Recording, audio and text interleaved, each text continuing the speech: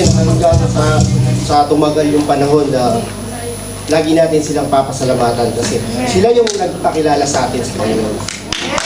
So praise God po sa buhay na kunin ko na po yung pagkakataon na to. Praise God po sa buhay ni Sister Risa. No? Siya yung nagdala sa akin dito sa Noong December 2020. Although nakakilala na po ako sa ibang lugar, so talagang sobrang na-bless talaga ako dito sa NRC. So wala po akong naihandang ano. Pero mas maganda po yun, no? Kasi hindi tayo nakapag-prepare. So talagang ang sasabihin lang natin is yung kalugod-lugod sa atin. Di po ba?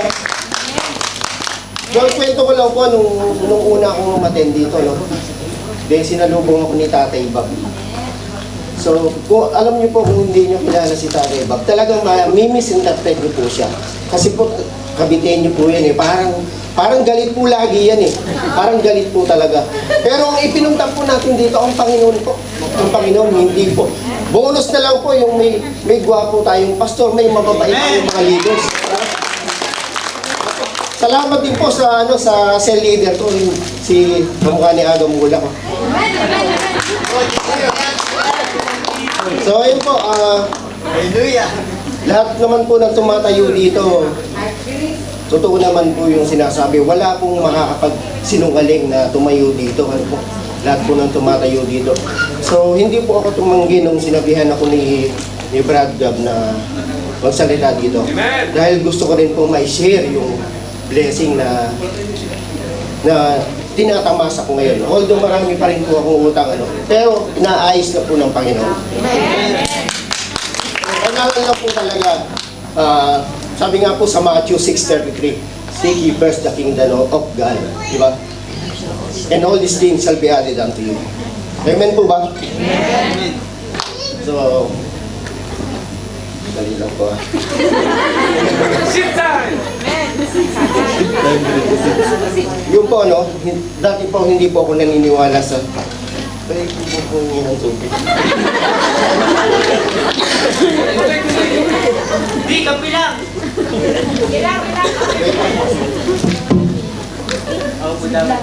Labas mo yan.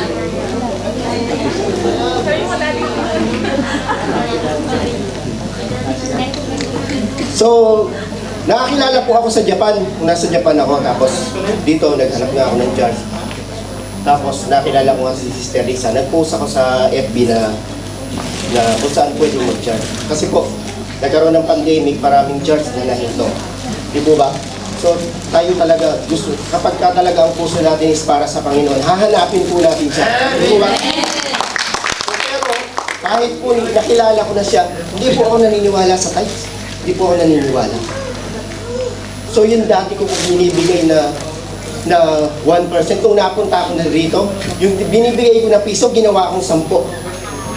So, after 4 na pagbibigay ko dito sa tithes na to, alam niyo po nangyari, yung company ko, hindi naman ako nanghihingi ng dagdag. Binigyan ako ng dagdag. Total yung binibigay ko dito. Pero after ilang buwan po, natanggal po ako sa trabaho. Praise God! Bakit po? Bakit po? Kasi hindi ako naging faithful sa kanya. Hindi ko binibigay ang tama. So, nung natanggal po ako sa trabaho, nung magbigay ulit ako, tinawagan po ulit ako ng company ko. Pinabalik ako. Sa 17 po natanggal, 3 lang kaming nakabalik. Diba? Pero, ang office ko po kasi sa Dubai eh. So, everyday po, nabibiyahe ako ng Dubai. So, sobrang hirap po talaga. Tapos, Sunday, prayer meeting. Monday, cell group sa bahay. Tuesday, cell group sa mga Team Kalidia. So Wednesday, mentoring po natin. Thursday, practice. Sobrang hirap na po. Ang hirap po. Ang ginawa po ng Panginoon, tinanggal ulit ako sa trabaho. Yes! Kasi po, binigyan po niya ako ng trabaho dito. Mag-i-start po ako next week. Binibigyan ko dito. Dinagdag pa po niya. Amen! Totoo po yun. Kaya mahirap po nakakalungkot po isipin na sa dami ng bayarin natin, ang una nating tinatanggal sa listahan yung sa Panginoon. Tama! Di po ba? Tama! Huwag po nating isama sa listahan. Dapat po tanggalin na natin siya talaga. para maluwag sa puso natin na mailagay natin yung tama dito. Subukan nyo po. Sabi nga po sa Malakay 3:10, no? Ito, gasgas na talaga.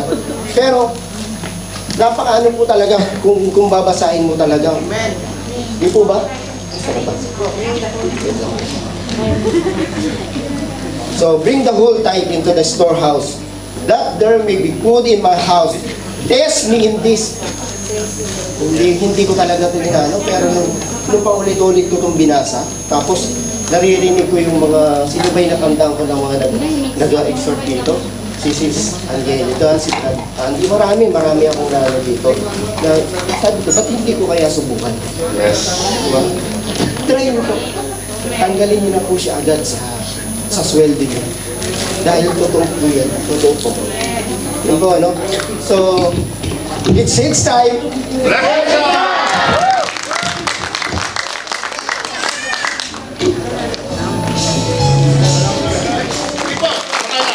Hallelujah. Palakpakan po natin ang Panginoon. Ayan. Amen. You can sit now in the presence of God. Thank you so much, everybody. Ayan. Good morning po ulit sa ating lahat. Good morning po. Good morning, good morning. And I want to thank you all dito po sa ating on-site na po. Maraming salamat. At sa ating live streaming, no? Salamat po sa lahat na nakikinig at nanonood dyan sa ating live streaming. And I want to thank everyone na muli nagising tayo ng maaga. Reminder lang po mga anak na ang ating pong service 10 o'clock mag-i-start. Okay? Because we noticed in the last 3-4 weeks, kami po ang nag-a-adjust. Kaya pagdating sa dulo, nagmamadali tayo. Ano po?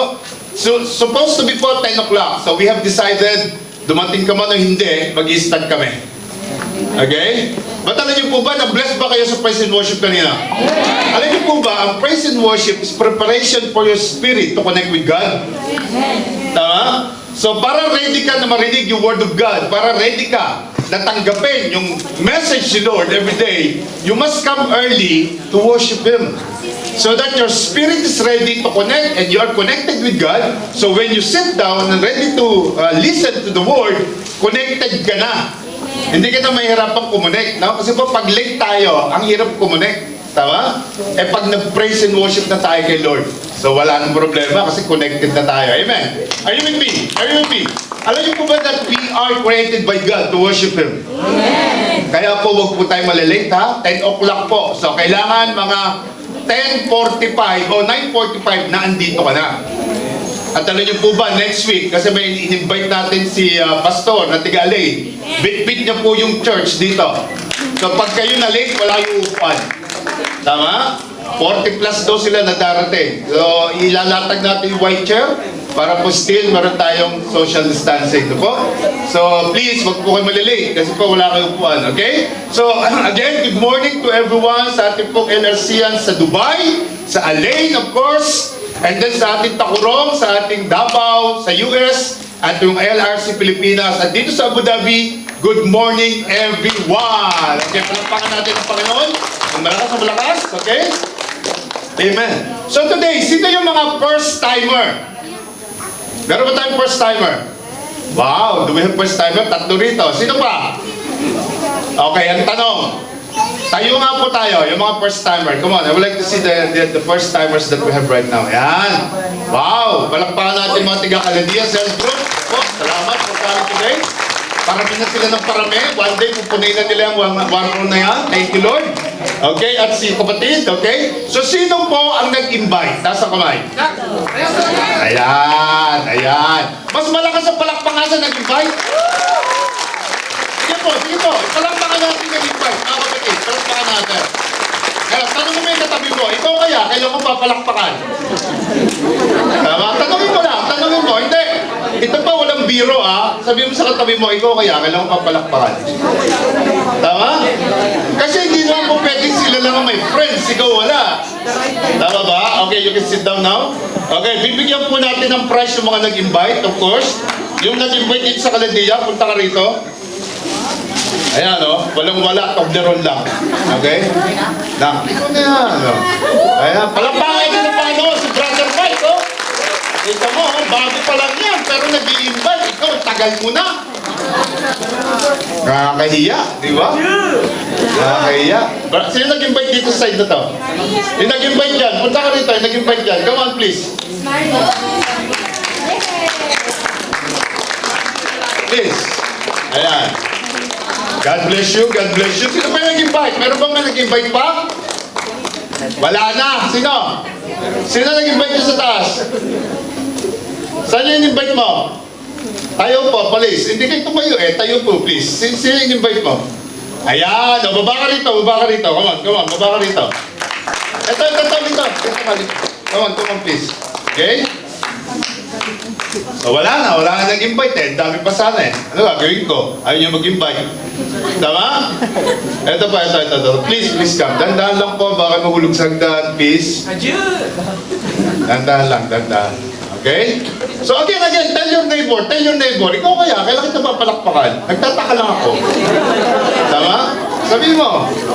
Tama mo ba? You with me? Thank you. Thank you po. God bless. Ayan. Okay? So kung di ka man kumakain ng chocolate, pamigay mo. At least meron kang reward from the Lord. Amen? Alam niyo po, next September, ito pong darating naman, September, I would like to prepare your heart. Tayo po'y papasok sa ating strategy.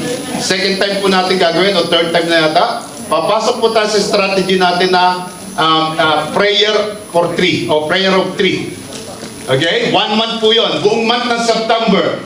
Papasok po tayo sa prayer of 3 at yung ituturo po namin sa inyo before the end of September. Kailangan po may bit-bit kayong tigagatlo. Okay? Prayer of 3 po yun. Alam niyo po, ito po mga strategy na ginagawa natin is not for everyone na hindi po para sa church, na punuin yung church. Hindi po yun ang purpose natin, okay? Alam niyo po sa Matthew 28, na po, ang sabi po ng Panginoon, go therefore and make disciples. Tama? Go. Anong pagkakaintindi niyo sa salitang go? Ha? Ano pagkakaintindi natin? It's a command from God. And yung po, ibinigay ng Panginoon sa lahat ng believers, sa lahat ng followers. Sino ba mga believer dito? So that word is from Him, addressed to us. To all of us. Alam niyo po, that time, nung sinabi ng Panginoon yon, yung po yung time na kababangon niya lang 3 days under the ground, the earth. Yung po yung napako siya sa cross, and then namatay siya at muling nabuhay. Ang sabi niya, all authority has been given to me in heaven and in earth. So during that time po, sinasabi ng Panginoon na ako na ang Diyos. Kasi po for 33 years, nandito siya sa lupa, tao po siya. Tama? Narinig ko sa akin last week. Tama? Nabuhay siyang tao dito, but in the power of the Holy Spirit, kaya siya nakakapagawa ng miracle. Now, nung nabuhay siya uli, after 3 days siya napako sa cross, yung 12 disciple na tinrain niya for 3 years. Imagine mo, 12 disciple na tinutukan ni Lord for the last 3 years. No? Yung DNA niya, binigay niya sa kanila. At yung mga tao yan, di graduate ng Bible school yun, ha? Mga mangingisda lang yun. Lagi ko sinasabi to, mga normal na tao na kagaya mo at kagaya ko. Pero po, ang kagandahan sa kanila, ang sabi niya, come and follow me. Yun lang po yung requirements. Ang requirements po sa atin ni Lord, come and follow me.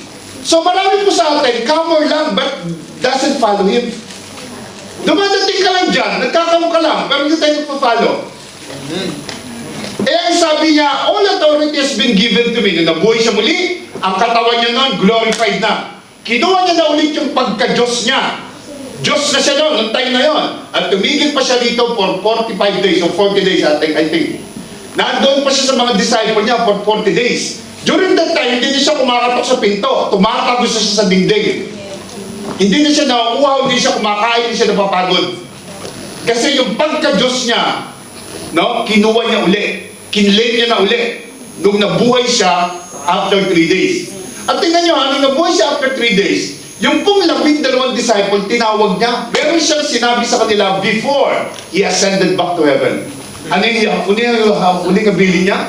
Go therefore and make disciples. Pag sinabing go, na po, utos yun. At yung po hindi inutos sa akin, hindi inutos sa leaders, inutos yun sa ating lahat. So bakit nagkakaroon ka lang? But you don't follow Him? I want you to have a realization. At ito pa, pa-practice natin to in the whole month of September. We will pray for 3 persons, each of you. And your cell leader will lead you. Okay? Magpe-pray tayo ng 3. At yung 3 yon, pararatingin mo dito in the end of September. Imagine, sa dami natin na to, pag nagdala tayo tigagatlo, puno ang church at ang tuwan-tuwa ang Panginoon. Okay? Tandaan nyo, ang tuwan-tuwa ang Panginoon. No po? Siya ang natutuwa nun because He loves souls. Tama? People should know that He is the Savior. Dapat po alam ng mga tao na siya ang Savior. At kaya po ang Panginoon hindi makabalik agad kasi wala namang gumagawa kasi wala nang sasabi sa iba. At ang dapat na magsabi, tayo po na nandito sa church, tayo po na nakikinig ng salita niya, tayo po na nakakilala sa Kanya. So nung sinabi niyang, go therefore and make disciples, papractice natin yun, ilalatag natin yung strategy sa September para ikaw mismo maka-follow ka. Tama? Marami po tayong strategy ginagawa sa church. And then later on, pagpasok po na October, November, December, gagawin natin yung strategy pang isa na 90 days challenge. How many of you wants to have a challenge? Amen. Salamat po sa 4 na nag-amen. Amen. Amen. 5, 6, 7. Mga anak, challenge yourself. 90 days challenge yun. Lahat ng in-invite mo, kasi po marami na tayong bago eh. Lahat ng in-invite mo, papapasukin natin sa 90 days challenge. Marami pong challenge na gagawin doon. Pagdating ng December, you will get your prize. Kung sino ang pinakamaraming na-invite, may prize po kayo galing kay Lord. Okay? Yung 90 days challenge na yun, kung di ka nagbabasa ng Bible, you will challenge yourself. Tama? Marami tayong gagawin noon na it will be a challenge to you para po ma-fulfill natin yung greatest commission na sinabi ni Lord. You go therefore and make disciples, baptizing them in the name of the Father, Son, and the Holy Spirit, teaching them to obey everything that I commanded you. And I will not leave you till the end of the earth. Yung po yung sabi ni Lord. And then He ascended back to heaven. Grabe, no? Yung huling habilin sa mga disciples, ginawa ng mga disciples sa Book of Acts. Si Peter po, nung tumayo, pantayo niya pa lang. Pantayo niya sa Pentecost. First Pentecost po yun. Alam niyo po ba na 3,000 souls ang pumasok sa church? 3,000 souls. Imagine mo kung lahat tayo magkakaroon ng initiative. Mga anak, initiative. I'm doing this, the church is doing this for you to grow. Alam ba ang goal natin dito? For you to become a leader of leaders. We want you to become a leader. We want you to stand firm in your faith. Hindi po, tapos na po tayo sa Christianity na nakaupo lang. Come on, kailan mo tatapusin yung Christianity na nakaupo lang? And you're telling yourself that you're a Christian. I'm a Christian. Really? Hindi halata. Tama? Matatawag kang Kristiyano kung sumusunod ka sa Diyos. Tama po ba? At ang sabi ni Lord, pag-win tayo ng souls. Kaya po dito, ibabalik natin yung culture of invitation. Alam niyo ba, bago pumasok ang pandemic, sa Marriott Hotel po tayo eh. 500 seating capacity yun. Meron po kaming challenge na noong mga panahon na yun, biglang yung pandemic sinara. Tama? Full blown na simbahan noong mga panahon na yan. At dahil sa pandemic po, maraming nawala. Well, I would like to tell you, may pandemic man wala, yung go ni Lord, hindi po titigil yan. Kaya po maraming simbahan nagsara because nawala po sila. Pati yung pastor, pati yung leader nawala. Dito po sa church na to, hindi tayo mawala because God is still alive. Tama? God is still sitting on the throne. Tama po ba? Hindi po siya nawala. At alam niyo ba, akala niyo ba si Jesus nagulat sa pandemic? Akala niyo ba nagulat si Jesus na may pandemic na darating? Na may pandemic na dumating? Hindi po siya nagulat. I just want to tell you, He knows that there is pandemic that is coming. He knows that. And it is a trial for you, a test for your faith, if you will continue or not. Ang dami pong nabisto yung pananampalataya nung pumasok ang pandemic. Ang dami pong talaga, kahit mga churches po nabisto. Na lahat pala sila nakakapit lang, hindi nakakapos. Nag-pandemic nalaglag lahat eh.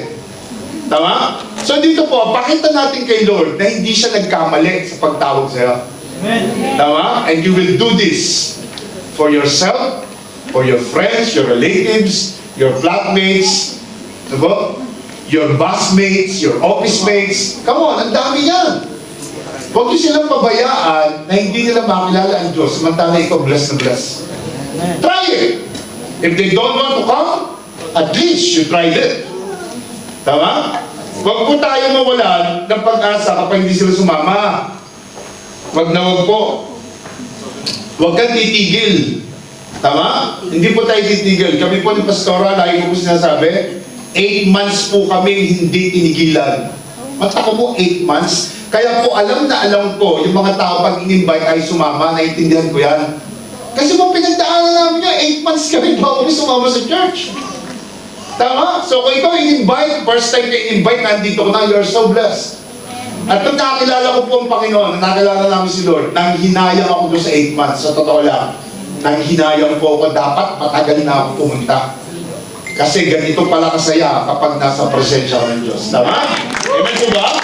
Palakpakan natin ang Panginoon. Okay? So, iniwanan ko po yung old faith ko, yung Roman Catholic po ako. Yung pong iniwan ko. Pero po yung Diyos, hindi ko iniwan. Are you with me? Ang iniwan ko po yung old faith, pero po yung faith ko kay God, hindi ko po iniwan. Minahal ko ang Diyos. Iniwan ko reliyon, nakipagrelasyon ako sa Diyos. So kung ikaw first timer dito, I want you to listen carefully. Dito po, wala tayong reliyon ng pag-usapan. You can keep your religion. Lagi po namin sinasabi yan. Hawakan mo yung religion mo, iyo yan, hindi tayo pakialaman. Dito po, establish natin yung relasyon. Because there was a big difference about religion and relation. Amen. Tama? Kasi po dati may religion ako, wala naman ako relasyon sa Diyos. Religion lang. Ano yung religion? Pupunta lang ako sa Diyos pag may kailangan ako. Pag wala akong kailangan, kaliwa ni Diyos. Tama? Pero ang relasyon, may kailangan man ako wala, nasa Diyos ako. And that's the difference. Tama po ba? Amen? Amen? So, now I would like to start the message for today. Intro pa lang yun, by the way. Intro pa lang, okay? So I would like to start the message for today with a question. Sino po sa inyo yung naranasan ng high school yung CAT? Taas ang kamay, taas ang kamay. Sino sa inyo? Yung CAT. Yung Citizens Army Training. Sino yun? Taas ang kamay, come on. Lahat naman tayo halos, di ba? Fourth year yan, tama? Fourth year high school. Okay, nag-CAT tayo. And during that time, sa mga kalalakihan, yung gupit mo talagang military ka, tama? Tama mo ba? Nung fourth year, no? Pero bad trip ka nun kasi sinang buhok mo Tama ba? You with me? Pagkatapos, bilad ka pa sa araw. Kasi nga, nagte-training tayo, tama? Alam niyo po ba, hindi ko naranasan yung CAT na yan. Hindi ko po naranasan. Kasi po nung fourth year high school ako, kami po yung grupo ng mga estudyante na ipinadadala sa iba-ibang elementary school to train their Boy Scouts and Girl Scouts. Kami po yun. Napasama po ako roon. So yung mga classmate ko, clean cut. Ako po, yung hair ko, okay lang. Gupit binata. Sabi na, hindi po clean cut. Kasi nagpupunta kami roon sa mga elementary school, iba-ibang school yun. And then habang nag-CCAT sila, kami po, tinetrain namin yung mga student ng iba't ibang school. Dahil po mga Boy Scout sila, kami nag-handle. Amen? Are you with me? Amen. So doon po ako na-assign, sa isang prestigious school. Ang pangalan po ng school is Jesus Good Shepherd School. Siyempre, yung Jesus Good Shepherd, wala akong dating sa akin yun. Pangalan lang ng school yun. Wala pa akong alam na sungkol sa Diyos, tama? So, pangalan lang ng school. Pero po, ang pangalan ng school, Jesus Good Shepherd. At private school po yun, which ang lahat po ng estudyante, mayayaman. Mayayaman po talaga, kasi may kita mo, sinusundo ng kotse. Sinusundo ng tatay nila, may mga kotse, ano po? Mayayaman po yung estudyante. So ito pong aking trabaho doon, every weekend, tama? Pupunta kami roon, yung mga Boy Scouts nandoon, tapos may Girl Scouts sa kabilang side. Amin yung Boy Scout, dalawa kami. Diba? At mayayaman sila, ha? Meron doon sobrang taba na mayaman. No, mayaman po siya, may posisyon yung tatay sa gobyerno. Mataba siya, sobrang taba. Hindi po makalundag, hindi makatakbo. Sabi niya sa akin, Kuya, hindi na lang ako sasama niya sa mga training. Alalayan niyo lang ako. Ako na bahala sa'yo. Sabi niya. Diba? Na binibigyan niya ako ng food. Pag may baon siya, ang dami niyang food. Wala pong pera, food lang lagi. Ang dami niya dalang pera, food. Tapos pag may mga camping kami, naalala ko, nagpunta kami yung Laguna, nag-camping po kami roon. 2 days kami roon. Grabe, sabi niya sa akin, kayo magdala ng food, Kuya, ako na bahala sa'yo. Ang dami talagang food. And on that place, doon po sa Jesus Good Shepherd, bossing po ang dating namin dalawa, itong kasama ko. Bossing kami, utos lang kami ng utos. Ano yung mga corrupt na official? Ganon ang dating ko. Diba? Ano yung mga corrupt na official sa gobyerno? Ganon po ang dating ko. Utos lang ako ng utos, bossing na bossing ako. Diba? Feeling ko ako yung boss. Yun ang lahat. Na bakit ko sinasabi to? Sometimes kapag panganay ka sa bahay, ano yung pagpanganay ka? Di ba habang maliliit pa yung kapatid mo, ikaw lahat ang gumagawa? Tama po ba? Sino mga panganay dito? Taas ang kamay. Ayan. Pero nung nagtatrabaho ka na, ikaw na yung boss. Tama? Tama. Nung nagtatrabaho ka na, lalo na kung pinapaaral mo yung kapatid mo, bossing ka na sa bahay. Tama po ba? O baka ako lang yun. Kayo hindi? Tama ba? Lahat tayo ganun. Now, why I'm trying to say this? Kasi po itong pag-usapan natin sa paka-importante. Diba? When I began to read the Bible in 2002, one thing I noticed is the life that Jesus wants me to have. Tama? Ano po yung buhay na gusto ng Panginoon para sa iyo at para sa akin? Ano po yung plano niya para sa iyo at para sa akin? Kasi po yung buhay ng Panginoon na gusto niya ibigay sa iyo, it's always different in your plan. Magkaiba po yung plano ng Diyos at magkaiba yung plano mo. No matter kung saan ka galing, no matter kung anong background mo sa buhay, it's always different to what you expected. Tama? Because the ways of Jesus, na gusto niya mangyari sa buhay mo at ako, was completely different sa buhay na nakalaki natin. There's a new way of living always. Meron pong mababago, kailangan may mabago. Hindi pwede yung attitude mo ng panahon na gano'n, gano'n pa rin yung attitude mo dito. Hindi na po, may nababago po. A new way of using our time, a new way of interest that God has placed in our heart, a new focus. Yun po yung napansin ko. Marami pong pagbabago sa buhay natin, nakilala natin si Lord. Di ba? Nabago yung oras natin. Kagaya nga sabi ni Edwin kanina, nagbago po ako yung inabot ko. Ano yung mga sinabi niya? Marami rin nagbago sa kanya. Alam niyo po ba yung ways ng Panginoon, different sa ways mo? Tama? Tingnan mo, tinanggal siya sa trabaho, yung pala, ililipat siya rito sa Abu Dhabi. Prayer po namin yun. Thank God na ibinigay po ni Lord yung prayer na yun. Palakpakan natin si Lord. Kasi po, meron po sa atin, nandun po yung puso to serve. Ang problema lang yung oras. Ang problema lang yung trabaho. Tama po ba? Yung mga nakikinig dyan sa live streaming, ang problema ng iba, may oras. Pero walang time pagdating sa Diyos. Yan. Day off ng Friday. Thursday, alas 5, nasa bahay na, 5:30. Aba, hindi makabangon para magsimba? Yan. Tama? Pero meron mga tao naman, no? Walang day off, pero gustong-gusto mag-church, tama? Yan. Tama mo ba? At alam niyo po ba, yan ang binibigyan ng pansin ng Diyos. Yang mga yan. Tingnan niyo po, I was so thankful sa ating drummers, Brother Roderick. Kasi yung drummer natin ganyan. Yan po talaga yung drummer natin. Kasi si Roderick. Ayan, yun sa taas. Opo. Alam niyo po ba yung story ng kapatid na yan? Opo? Yan po yung nagtatrabaho, napadpad sa napakalayong lugar. Dati tulog yan. Border na ng UAE sa Saudi, opo? Doon siya inilipat. Ngayon, lagi yung sinasabi si Brother Roderick, I don't know if you remember. Sabi ko, if you have the desire to serve God, tama? At ang nakakapigil sa yung trabaho mo, mag-resign ka dyan. Matagal ko na sinabi sa kanya yan eh.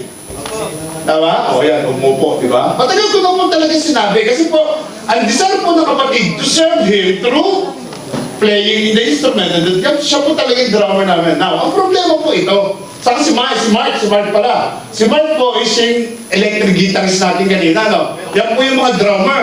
Eh, tinamaan ng COVID yung mga instrumentalist, nag-alisan sa church, tinamaan ng COVID eh. Alam niyo, yung COVID na equals katamaran, katakutan, alam niyo yun? Yung dahil sa COVID na wala, marami pong ganyan. Hindi niya alam ang COVID, pain ng demonyo para mawala ka. Tingnan niyo, isolation. O, sarado ang church, mawawala ka dyan. Naku, napakadalis mawala dyan. Pero po dahil tayo blessed na blessed na dito tayo. Now, ito pong kapatid na to, nag-decide mag-resign. Sabi niya sa boss niya, Sir, I will file my resignation. Oh, why? Bakit? Eh kasi po, hindi man ako makapag-church. Gusto ko po mag-church. Alam mo, pag ang tumama sa'yo yung conviction na yung spirit mo, nahihirapan. Hello, you with me? Nahihirapan yung spirit mo, yung gusto mo mag-church, hindi ka makapag-church, gagawa ka talaga ng desisyon dahil ang nakakapigil lang yung trabaho mo. Hello? So, kapag meron ka talaga relasyon sa Diyos, gagawa ka ng hakbang. Nag-resign. Naku, sabi ng boss, ba't ka nag-resign? Eh kasi po, hindi ako makapagsimba. Kayo nga, pag prayer time, kahit may trabaho, tumutuwad kayo. Tama mo ba? Tingnan mo yung mga building nila rito, pag prayer time, lalo na pag Friday, yung mga sasakyan nakabalagbag kung saan-saan. Walang pakialam, kahit nakaharang sa kalye, walang sisita dyan. Bakit? Because they're in the church, they're in the temple, tama? Wala silang pakialam, sila nga, ganun tayo pa kaya? So yun, nag-resign siya. Ano sabi ng boss niya? Sige, babalik ko na kita sa Musapa. Doon ka na lang. At dito ng Friday. Okay tayo? Ay, di natakot yung company niya. Ganun din yung gawin nyo kung nahihirapan kayo, yung mga nakikinig dyan sa bahay. Tama? Matagal ko na sinasabi sa kanya, tingnan yun. Ang Diyos po, hindi ka pababayaan kung ang desire mo para sa Kanya. At alam niyo to, you cannot mock God. Come on. Hindi mo siya pwedeng lokohin. Hindi mo maloloko ang Diyos. Sasabihin mo, Lord, bigyan mo ako license, bigyan mo ako sasakyan, Lord, gagamitin ko sa gawain ng Panginoon. Pagkatapos nagkalisensya ka, pinang-public mo lang. Tama ba? So, salamat sa Panginoon kasi po, naramdaman ko ulit yung nagbo-worship ako through lifting up my hands, you know? Yung singing to God, dancing to God. Amen? Although I'm worshiping God through playing drums, pero po iba pa rin yung nakatayo ka, kumakanta ka. Tama mo ba? Hindi atas mo yung kamay mo. Amen? And I want to thank God for what happened to you, Brother Roderick. Palapang nga natin. Si Brother Elvin, tingnan nyo, ang layo ng trabaho. Naku, totoo yung sinasabi niya. Galing ng Dubai yan, diretso sa gawain niya. Basta kami magdadrive ka araw-araw, umaga, hanggang pagpatas pabalik. Naranasan ko po yan, wala pang church. Hanggang sa magkaroon ng church, naranasan ko yan. Kaya po umalis kami sa comfort zone, hinata ko si Grace, ako si Tinay dito. Nung nagsimula yung church, lumipat kami rito. Kasi manghirap mag-drive. Nabali ka. Oh, ano sabi ko sa kanya, pag-pray natin yan, lipat ka ni Lord dito. Yung pinag-pray namin, hallelujah. Napakabuti po ng Panginoon. Ngayon, nilipat na, mas malaki pa sweldo. Tama? Ganyan po ang Panginoon, basta may desire ka. Hindi ka niya pabayaan. Tama po ba? Dapat po, alam mo kung sino yung Diyos na pinagsisilbihan mo. Dapat alam mo kung ano yung plano ng Diyos sa buhay mo. At magkakaroon po tayo ng new ways of living kapag nagsusunod tayo kay Lord. At ito po ang goal ko sa inyo sa araw na ito. It's about what is the outcome of the journey of life that we can learn from Jesus and from one another. So the title of the message today is Serve and Not to be Served. Ulitin nyo nga. Serve and not to be served. Come on, you may conviction. Serve and not to be served. Serve and not to be served. Today, si Jesus po, tuturuan tayo that greatness in His kingdom. Ano po? Greatness in His kingdom comes from serving and not that you're receiving. Hello? Amen. Kaya ka nag-church because you want to serve God, not for you to be served by someone. Amen. Tama ba? Are you with me? And that includes me, Pastor Grace, and all the leaders of the church. Hindi po kami naandito para pagsilbihan nyo. Naandito tayo to serve God.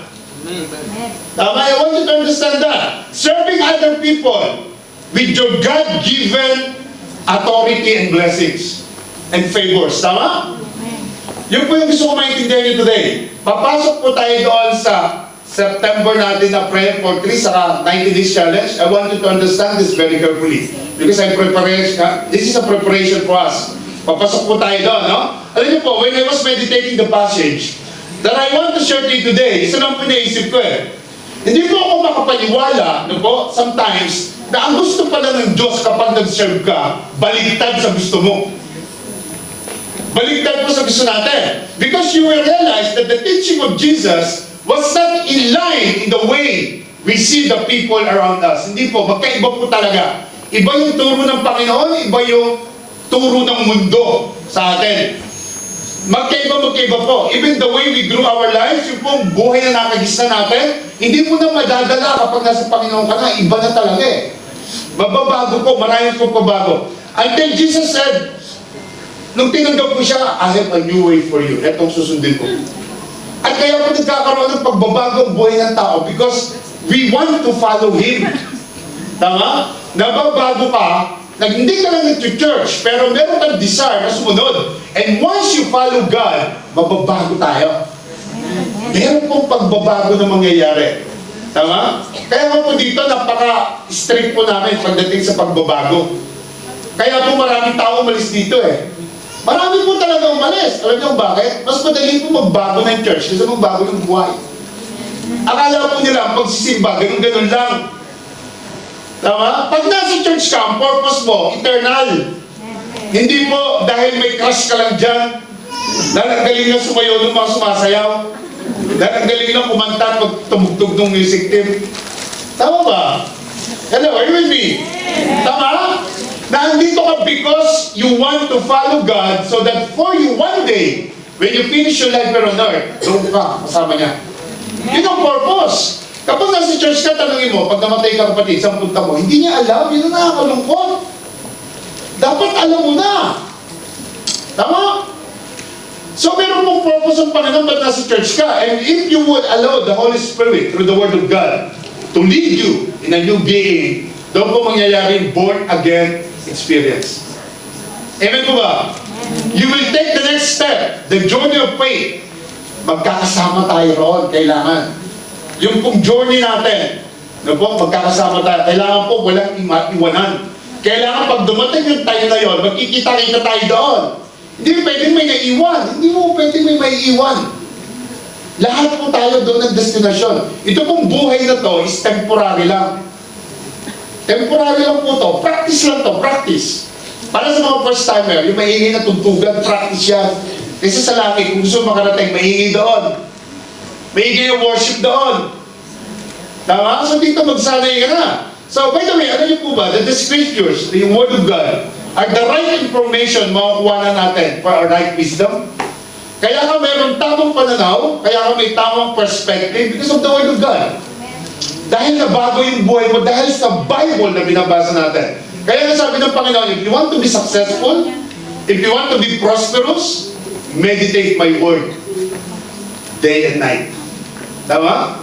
Sino rito gusto maging prosperous at successful? Well, meditate the Word of God. No po, yun po yung sabi ng Panginoon. Kaya nga po dito, hindi natin pinahayaan ang mga tao walang dalang Bible, walang tag-Bible declaration. Importante po yan. Kasi po yan po ang tutulong para mabago tayo. No po, dati po, nung wala pa kami sa Panginoon, we are reading horoscope every day. Sino sa inyo nagbabasa ng horoscope dito? Parang ako lang ha. Di ba, horoscope tayo every day? Naalala ko, nasa Manila pa ako, bibili ako ng newspaper na ang purpose ko daw, horoscope lang sa kay tik-tik. Ano yung tik-tik? Kaya pagbaba mo ng LRT, ang dami nagtitinda ron, ano? Bibili ka ng isa, ang babasahin mo lang daw, horoscope sa kay tik-tik. Parang ako lang yata may alam yung tik-tik, ha?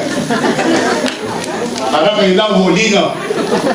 Amen po ba? Alam nyo, sobrang simple lang po message nyo today. So let's see the passages na gusto kong basahin natin. Tingnan po natin yung message nyo this morning.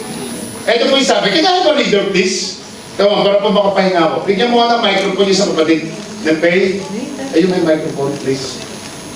Upo ka dyan, please pakilid mo nga, pakilid mo. Yan, para po makapagpahinga naman ako ng konti. Sige po, please read. Yan. Then the mother of Zebedee's sons came to him with her sons, kneeling down and asking something from him. 21. And he said to her, "What do you wish?"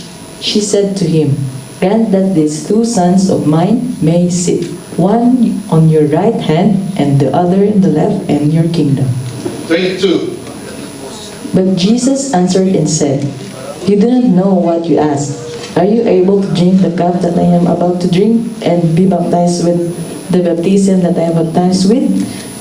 They said to him, "We are able." 23. So he said to them, "You will indeed drink my cup and be baptized with the baptism that I have baptized with.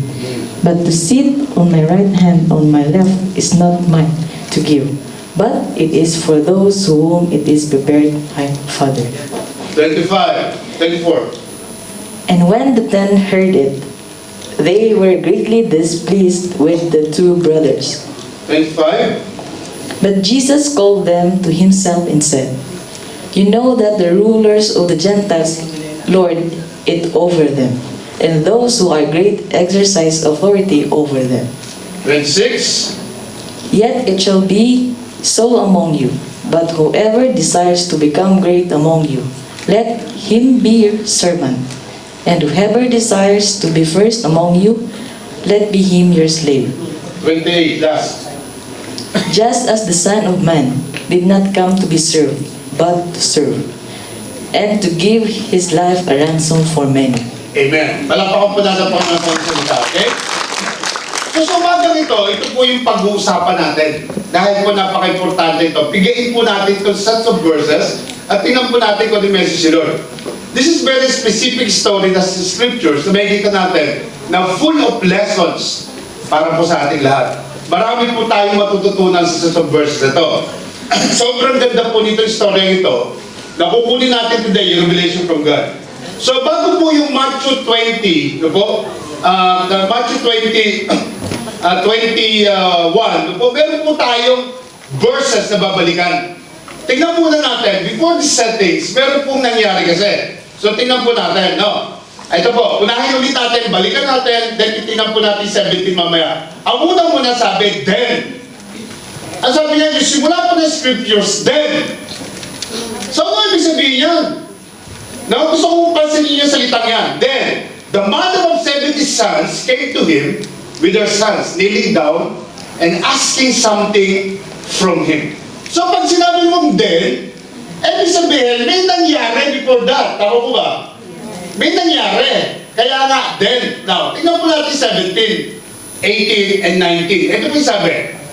Now, Jesus going up to Jerusalem took the 12 disciples aside on the road and said to them, "Behold, we are going up to Jerusalem, and the Son of Man will be betrayed to the chief priests and to the scribes, and they will condemn him to death." Verse 19, "And deliver him to the Gentiles to mock and to scourge and to crucify. And the third day, he will rise again." So before verse 20, before that word then, before that, Jesus was with the 12 disciples. 12 disciple na itinarain niya for 3 years. Sinabi sa inyo kanina. And he was predicting to them his death and resurrection. So sinasabi niya doon sa mga disciples niya, ito na yung time ko. Ibe-betray na ako at ipapako na ako sa cross. Pahihirapan na ako. Parating na ako doon. Papunta na ako doon sa time na yon. So sabi niya, I will be betrayed to the chief priests, to the scribes. They will condemn me to death. They will deliver me to the Gentiles. They will mock me, to scourge me, and they will crucify me. But on the third day, I will rise again. Then sinasabi niya, those are the exact word of Jesus before this word, then. Hello? Are you with me? Jesus was telling the mission of redemption. He went to Jerusalem because his hour has come. Dumating na yung oras niya. So siya mismo pupunta na roon. It's time for Jesus to fulfill his rescue mission. Ano yung rescue niya? To rescue all humanity. Para po ikaw at ako is magkaroon ng eternal life. Yun yung plano kaya siya bumaba sa lupa. And I shared that last week, tama? Sino nandito last week? So na-bless ba kayo last week? So dito, tingnan natin, bago siya ipako, meron pong nangyari sa inner circle ng mga taong pinagkatiwalaan niya. Sino yun? Ikaw at ako. Tama ba? Kasama tayo dyan. Kasama tayo sa story. So now, this is the time. The moment has come. And after Jesus, after they heard those words from Jesus, again, sabi po sa verse 20, then the mother of 70 sons came to him, with their sons kneeling down and asking something from him. Now, ito po yung sagot ni Lord. Tingnan yung sagot ni Lord sa 21. He said to her, "What do you wish?" Ano yun po, isang gusto ko sa Panginoon, napaka-cool niya lang. Tama ba? Sobrang cool lang ang Panginoon, no? Kasi, Sinasabi niya na papunta na ako ron, ipapako na ako, pahirapan na ako, kukunin na nila ako, mamamatay ako, pero mabubuhay ulit ako. May lumapit na nanay, stage mother. Hello? Lumapit yung stage mother. Ang sabi niya, meron po akong hihilingin sa inyo. No? Pagkarinig niya nun. So sabi ni Jesus, ano yung gusto mo? Ano yung gusto mo? Ano yung wish mo? Napaka-cool, diba? Cool na cool lang siya. Kontrolado niya yung sarili niya. Yung maganda sa Panginoon. and this mother was feeling down after Jesus predicted his death and resurrection. Sabi ni Lord, what do you wish? Gusto ko pong isipin muna natin kung ano yung mga sinabi ni Jesus bago siya lapitan ng mother na to. Ano yung sinabi niya? He was predicting his death. Pahihirapan na siya, papatayin na siya. Ano po? He will be condemned to death, he will be delivered to the Gentiles, he will be mocked and scourged. At alam niyo ba, ang salitang scourge is the most horrific torture na meron ng mga panahon na yan. Yung pong part kung saan nilalaki mo siya, ano yung mga panlaki mong ginamit sa kanya? Napanood yung Passion of the Christ? Napanood niyo? Ang Passion of the Christ po is ang pinakamalapit na pelikula na po sa Bible. Pinakamalapit, pero hindi po yun 100%. Kasi po kung 100%, mas sigit pa yung sinapit ng Panginoon kaysa ron. Mas matindi pa yung hirap na dinanas niya. Kung napanood yung Passion of the Christ. So yung po scourge, yung sinasabi dyan, yung po yung latigo na may leather handle yon, na leather din yung nasa gilid niya, pero yung dulo, yung mga bakal na maliliit na nakaganon, yun po yung ginamit sa kanya eh. Yun po yung paliwanag doon. At kapag yung pinalo sa likod mo, sa katawan mo, sa mukha mo, tiklap ang balat mo. Tiklap po yun. So imagine mo kung gano'ng kahirap yung pupuntahan niya. At yun na yung kinukwento niya sa mga disciples. Yun po yung eksaktong sinasabi niya. Then he was crucified. Alam natin yan. And crucifixion was the most barbaric punishment. Kasi very slow yan, very slow. Mabuti pa nga, barilin ka na lang eh. Alam mo yun, yung may 45 caliber ka, ipatay ka na. Pero po yung pinarusahan ka, unti-unti kang ipinaro sa cross, barbaric po yun. That was the worst punishment ng mga panahon na yun. Yung po ang pinakamatinding sinapit ng Panginoon. Not quick yun, napakabagal lang. Cruel and unusual form of punishment. Alam niyo po kasi nag-design na yung mga Romans po. Bakit? To have a maximum impact to the person that they are punishing. Tama? Para maramdaman niya talaga. Pero to think of, wala pong kasalanan ng Panginoon. Ang sinasabi niya lang, I am the way, the truth, and the life. No one comes to the Father except through me. Pinapako siya dahil doon. Tama? Pinarusahan siya dahil doon sa sinasabi niya. Hindi siya ng rape, hindi siya ng hablot ng cellphone, hindi siya pumatay. Tama? Ito yung lagi ko sinasabi sa ibang pananampalataya, lalo yung mga tiga rito. Hindi ako sabi ko, kung si Jesus, hindi totoo ang sinasabi, isang latigo pa lang nun, susuko na yan. Teka mo na. Joke lang yun. It's a prank. Tama? Bakit? Ikaw mo naman, lalatiguhin ka, pahihirapan ka, pagkatapos, kung hindi totoo yung sinasabi mo na you are the way, the truth, and the life, isusuko ka ron. Tama ba? Susuko ka, sino gusto mamatay sa malaking kasinungalingan? Wala. Dahil totoo yung sinasabi niya, hanggang sa cross ng Kalbaryo, hindi niya tinanggihan. Kaya nga nung sinabi niya, it is finished, yung mga Roman priests na nag-crucify sa kanya, yung mga nagdiin sa kanya, nag-agisan eh, biglang nawala. Kasi narinig niya, forgive them, Father, because they don't know what they're doing. Nakita nila na ito talaga yung anak ng Diyos na pinakol natin. Tama? Sige ko, parang natin. Itaw na. So kaya kung sinasabi sa inyo yun, very slow punishment yun yung ginawa sa kanya. Unti-unti siyang pinatay. Alam mo yun yung tuhod mo nakaganon?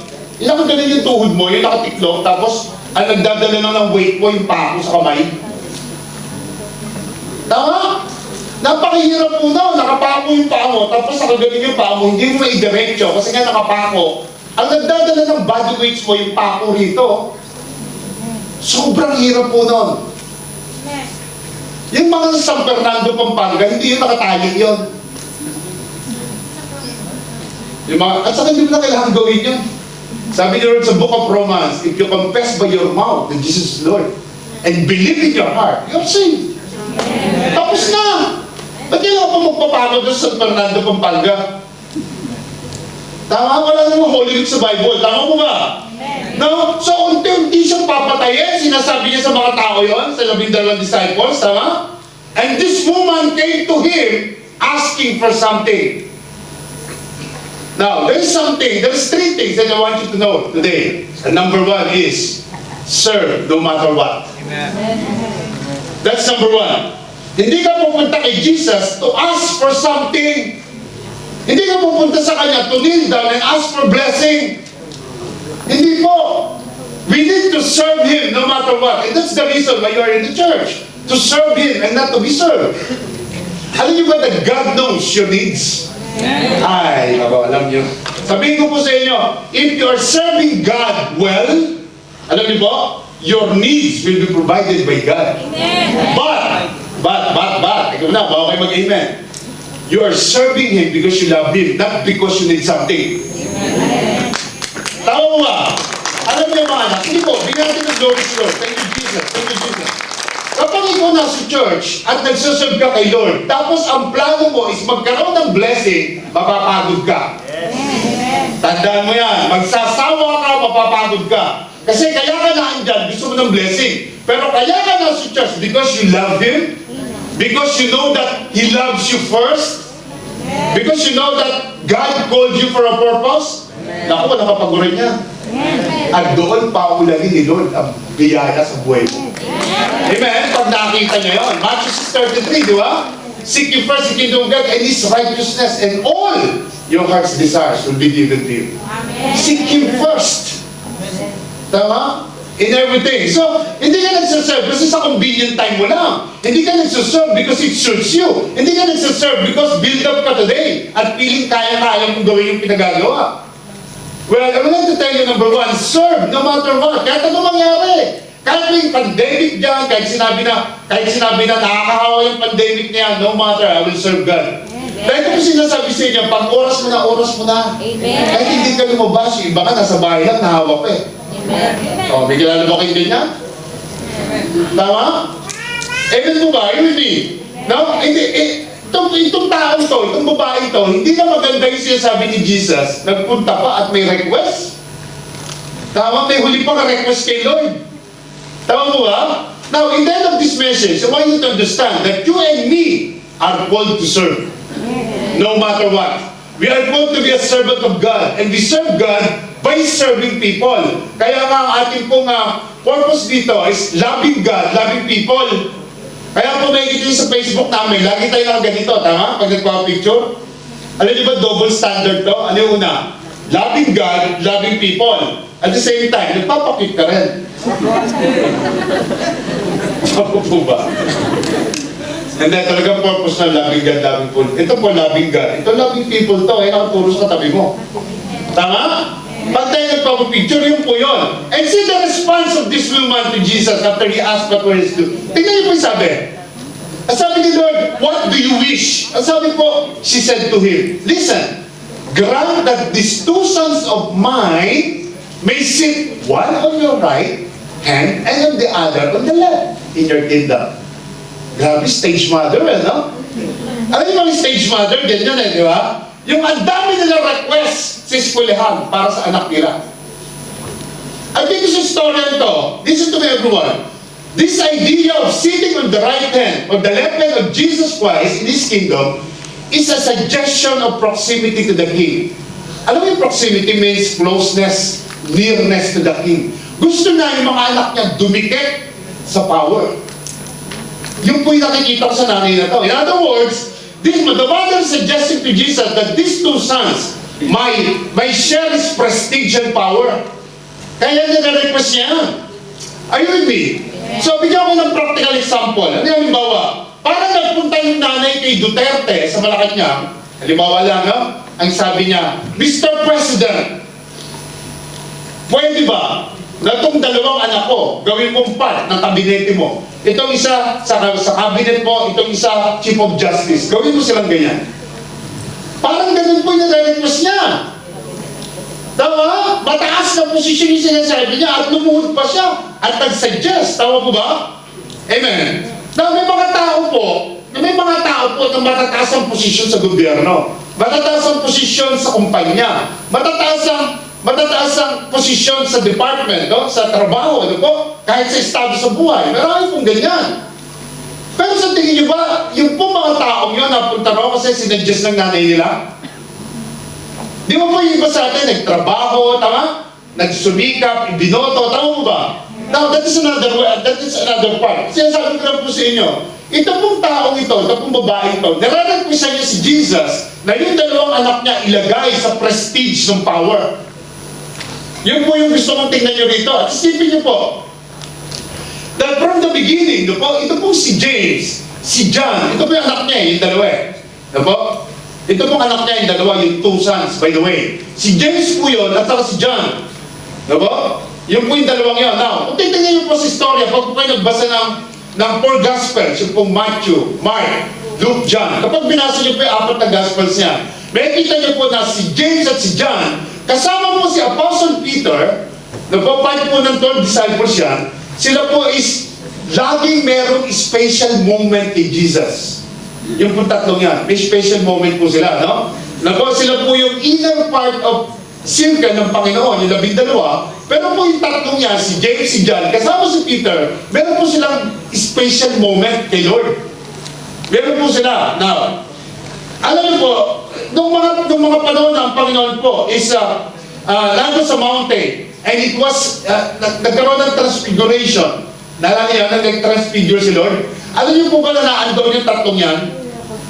Sabi po ng Bible sa Matthew 17:12, that his face is shining as the sun, and his garments became white as the light. Yung po tatlo, si James, si John, at si Peter, kasama po roon. They are present at that moment. Nung bakit si Jesus sa mountain at nag-transfiguration. Kasama po yung tatlong yan. Now, and when Jesus wanted to pray, doon po sa Garden ng Gethsemane, na nagpunta siya roon, doon po sa Garden ng Gethsemane, he brought Peter, James, and John also with him. So bakit po sinasabi to? So makikita natin na itong tatlo, si James, si John, at si Peter, may special moment kay Lord. But, itong nanay, pumunta kay Lord, at ang hinihingan lang ng special prestige and power para mapadigit kay Jesus, is yung dalawa lang. Kung ikaw si Peter. Sige nga, kung ikaw si Peter, ano maramdaman mo? Bigyan niyo po ng picture. Picture out niyo po. Kayo si Peter. Ako si Jesus, for example. 12 na yun dyan. Lumapit yung nanay. At hinihingan ng malaking posisyon yung dalawa. Alam ni Peter na lagi siyang kasama at silang tatlo sa special moment ni Lord. Tama? So kung si Peter ka, ano maramdaman mo? Jealousy! Tama! Hindi maaaring wala. Meron at meron. Amen? Tandaan nyo ha, during those days na si Jesus nasa lupa, alam nila at may alam sila na good teacher to. Magaling magsalita, may mga miracles na ginagawa, at sila yung inner circle niya. Sa dami-dami ng tao, sila yung inner circle ni Lord. Na laging kasama ni Lord everywhere he goes. Tama mo ba? You with me? Parang presidente pa, nakasama ka lagi sa pumunta. Di ba? Special privilege yun. Pupunta siya ibang bansa, pupunta na ibang lugar, punta ng Cotabato, punta ng Mindanao, punta ng Luzon. Kasama ka lagi ni Presidente Duterte. Special yun? Special privilege yun. Katabi ka ng power and prestige. Tama? Presidente yun. So it's the same thing with them. Now, yung nanay lumapit, how about si Peter? Because si Peter. Tingnan niyo sabi ni Lord.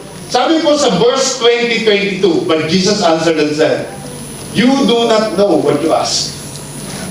Sabi niya sa nanay, in front of the disciples, are you able to drink the cup that I am about to drink and be baptized with the baptism that I am baptized with? Tinatanong tinatanong po siya. So sobrang kulang talaga ng Panginoon. Hindi siya yung klase ng, ano ka ba, mamamatay na ako yung pahingin mo. Tama ba? Really? Kulang ang Panginoon. Meron siyang tinatanong. Diba? Although alam niya na request itong si mother is off the hook. Ano po? Off the hook po yung request niya eh. Ano po?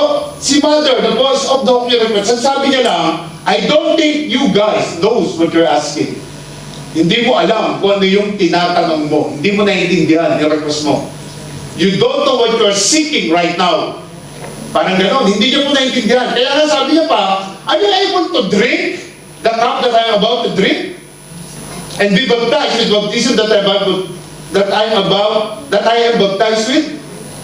So, ano po yung ibig sabihin nito? What do you think of Jesus trying to explain to the mother here? Ano ba ibig sabihin? Alam niyo po, noong mga panahon na yun, the Jewish people knew that the cup is an image or symbol of judgment or retribution. Kapag po sinabing cup sa Bible, ang symbolizes po niyan is judgment. Na po, pahihirapan ka. Kaya nga po makikita mo sa Bible yan, yung sabi palagi, you will drink the cup of God's wrath. Tama ba? Nababasa niyo ba yan? So yung po yung sinasabi niya, na hindi niya naintindihan yung request mo. Kaya mo ba dalhin yung pahirap na parating sa akin? Kaya mo ba damdamin nyo? Kaya ka nagre-request ng ganyan? And when Jesus says to them, are you able to drink the cup that I'm about to drink? Meaning, kaya mo ba saluhin? Lahat ng hirap. Yung po mga anak mo, kaya saluhin yung hirap na dalarasin ko. And how about be baptized with the baptism that I'm baptized with? Ano sinasabi dyan? Meaning, he was talking about this coming crucifixion, yung ang pagpapahirap sa kanya. Kaya sabi ko rin sa kanila, you don't know what you're asking. Hindi mo alam kung ano yung nire-request mo sa akin right now. Amen. Are you with me? Nasundan niyo po ako. And this is a good example of presumption. When we say presumption, mga anak, ito yung mga taong akala mo, alam nila ang sinasabi nila, pero wala silang alam. Yung akala mo, alam na alam nila, pero wala silang alam. I don't know about you, mga anak. Ano niyo po, one thing that I realize, the longer I walk with God, the more I realize that I'm quite a presumptuous person. Ano yung ibig sabihin? Yung habang nagsisilbi ako kay Lord, habang lumalaki yung ministry natin, nataka mo, 5 churches na tayo, habang lumalaki tayo, habang dumadami yung tao sa paligid natin, parang alam na alam kong ginagawa ko sometimes. Ano yung ibig sabihin? Pero habang tumatagal ako sa pagsaserve, nakikita ko, wala akong alam. Amen? Wala po akong alam. Mas maganda na wala kang alam kaysa ang dami mong alam. Tama? Kasi pag wala kang alam, no, at maasa ka lang sa Diyos, then, what you're doing will be perfect. Ipe-perfecto ng Panginoon. Gagawin niya yun para sa'yo. Hindi yung ikaw lang ang gumagawa. No po? At yung taong ito, yung nanay na to, parang alam na alam niya yung ginagawa niya. Dapat po sometimes, when we serve God, amen, are you with me? Listen to me carefully mga anak. Listen to me. Importante ito. Kapag nasa Panginoon ka na, alam mo, nagsaserve ka kay Lord, dapat lahat ng galaw mo, may paalam mo sa Kanya. Hindi mo pwede na pupunta ka ng Canada without Him knowing. Hindi mo pwede pupunta ka ng Australia, ng Amerika, na ikaw lang may gusto. Amen. Are you with me? Naririnig niyo po ba ako? Come on. Kapag sinabi ni Lord na pumunta ka, di pumunta ka, kahit bukas pumunta ka na. Pero baka ikaw lang ang may gusto habang nasa church ka at nasa-serve ka, isipin mo mabuti. Baka hindi mo alam na may iniiwan kang something na pinagagawa ng Diyos sa'yo. Tama ba? Amen? Alam niyo po ba lahat ng mga tao nagpunta sa akin, nagpupunta sila sa ibang bansa, may gagawin sila, pupunta ron. Pag sinabi ko, pinag-pray mo ba yan? Opo, pinag-pray namin po. Di good. Hindi na ako tatanggi roon kasi pinag-pray niya naman pala eh. Tama ba? You with me? Pero huwag kang gagalaw na hindi mo pinag-pray na mabuti. Hindi po tayo ng sign. Kasi po sometimes, we're acting like we know everything. Pero po sa totoo lang, may plano ang Diyos. Iba ang plano niya sa plano mo. His ways and His thoughts are always higher than yours. Tama po ba? Kaya nga po na nag-pray ako kay Lord, nasa Zion University pa ako, yung prayer ko, Lord, bigyan mo ako ng time. Grabe, wala na akong time. Yung trabaho, inuwi ko na. Hindi na ako makapagbasa ng Bible. Hindi na ako makagawa ng message. Sinagot niya yung prayer ko. Tinanggal ako sa trabaho. Tingnan mo yung ways niya. Iba sa ways mo, tama? Hindi ko naman sinabing tanggalin mo ako, Lord eh. Pero sabi ni Tina yan sa kasi Grace, di answer prayer ka. Sabi mo gusto mo ng time eh. Then you have a lot of time now. Ganun po sumagot ng Panginoon. But don't worry. Kaya nung nagpukwento si Edwin kanina, tinanggal siya sa trabaho, lakas ang amen ko eh. Di ba? Kasi yung tingin mo na pangit, hindi mo alam, ang pupuntahan nun maganda. Ngayon, pag ikaw ang nag-decide on your own, tingin mo ang ganda, pero hindi mo alam, ang pangit ng destinasyon. Ayan, totoo. Thank you Lord, may nagtotoo. Tama ba? Kasi po, yun ang totoo. Yun po ang totoo. Ba, pag talaga yung pinag-pray mo at gusto mo, ba, wala akong sasabihin dyan because you pray for it. Yun ang gusto kong marinig, na ipinag-pray mo yan. Tama? Amen mo ba? You with me? Tama mo ba? You with me? Hello? Basta pinag-pray mo lang, anak. Kaya ako nagtuturo sa iyo right now, ipag-pray mo ang bawat action mo. Tama? Tama ba? So let this will be done, let your done. So ito pong babaeng to, meron siyang nire-request na hindi niya alam. And so when Jesus says you don't know what you're asking, we must say to ourselves, why am I asking this? Dapat ganon. Kasi nung tinanong siya ni Lord, bakit hindi mo lang yung tinatanong mo? Dapat ma-realize ng babae na, bakit mo nga ba ito tinatanong? Kasi kausap niya si Jesus, tama ba? Si Jesus yung kausap niya. Tama? Sometimes po pag ako nagbabasa ng Bible, especially the four Gospels, kapag ako nandun, kasi po, listen, pag tayo nagbasa ng Bible, ilagay yung sarili sa action. Kaya yung nandun. Tama ba? So it's a privilege sometimes na kausap ni Lord yung mga disciples. Ang sarap kaya ano, yung kausap si Jesus mismo. But again, we are so blessed. Kasi po, naandun na tayo sa istorya, nabasa na natin sa Bible. Kasi, sabi ko sa inyo last week, kung ikaw naandun, baka isa ka sa nag-crucify sa Kanya. Kasi nung pinako niya, yung mga disciples sa takbuhan, tama ba? Pero bumalik sila, nakita siya na buhay-buhay. But we are so blessed na meron na tayong istorya, nababasa na natin. Ang gagawin mo na lang, paniniwalaan mo. No? So, God will respond to you, God will explain to you, kasi po oftentimes, tayo ang nagdi-decide sa sarili natin. Huwag pong ganon. Sabi mo sa katabi mo, huwag ganon. Tama? Dapat po, tanongin natin si Lord. Kaya nga tinatawag ko siya Lord eh. Di ba sabi mo, Lord, Lord, my God, Lord. O, ba't mo tinatawag na Lord? Ayaw mo mag-submit. Tama? Pag sinabing Lord, I am the master of your life, supposed to be. So don't call me Lord. Kung hindi ka naman susunod, tama? So pag sinabi mong Lord, Lord, please decide for me. Not my own will, but your will. I must decrease, you must increase. Sa katawan na to, tama? Come on. Tingnan yung sagot niya. Oh. At hindi eh. They said to him, we are able. Hindi niya alam sinasabi niya. Tinatanong siya ni Lord. Sabi, yes, we are able. Kaya namin gawin yan. We are able. Tama? Sure. We are able to do that. Tama mo ba? So, tingnan niyo po yung sabi susunod na verse. Ito po sabi sa 23. So, he said to them, ayan, si Lord talaga, cool na cool lang eh, no? Kaya we love the Lord Jesus Christ eh, kasi sobrang cool lang, no? Sabi niya, you will indeed drink my cup and be baptized with the baptism that I am baptized with. Sabi niya, yes, you will indeed. Ano yung ba't sinabi po ng Panginoon yan? Ano yung ba't yung sinabi yan? Kasi po, kung titignan po yung istorya, parang sinasabi niya, yes, you are right. You will indeed drink my cup and be baptized with the baptism that I am baptized with. Agree ang Panginoon sa sinabi nilang, yes, we are able. Agree siya. Hindi po siya kumontra. Alam niyo po bakit? Kasi po, if you will look in the Bible, po sa church history, kung titignan niyo po, ito po si James, si Apostle James, isa sa po sa mga naunang pinapatay ni Herod. Nauna po yan. Si James, yung anak niya. Pinapatay po ni Herod dyan, kung babasahin yung story ng Biblia. Kaya totoong naranasan ni James yung sinabi ni Lord, that you will indeed drink my cup. Tama? How about si Apostle John? Alam niyo po si Apostle John po, ang sabi po ng Bible, he ended up being banished as an elderly man in a mining island called Patmos. So siya po is nawala roon sa area nyon, island po yun. Sa pagtanda niya, nawala siya. Hindi na po siya nakita ng mga disciples sa iba. Doon po siya napunta, napadpad. Pero po sa area yun, doon mismo sa Patmos na yun, small Greek island yun, in the agency. Doon po, agency, A-E-G-E-A-N-C. Doon po sa island na yun. Yung pong island na yun is a place where Apostle John received the vision found in the book of Revelation. Ang book of Revelation po, si Apostle John ang sulat. Siya po. So, lahat po ng revelation ni Jesus Christ, doon niya yung sinulat. Kaya pala siya nawala, doon niya yung sinulat. Naandoon siya.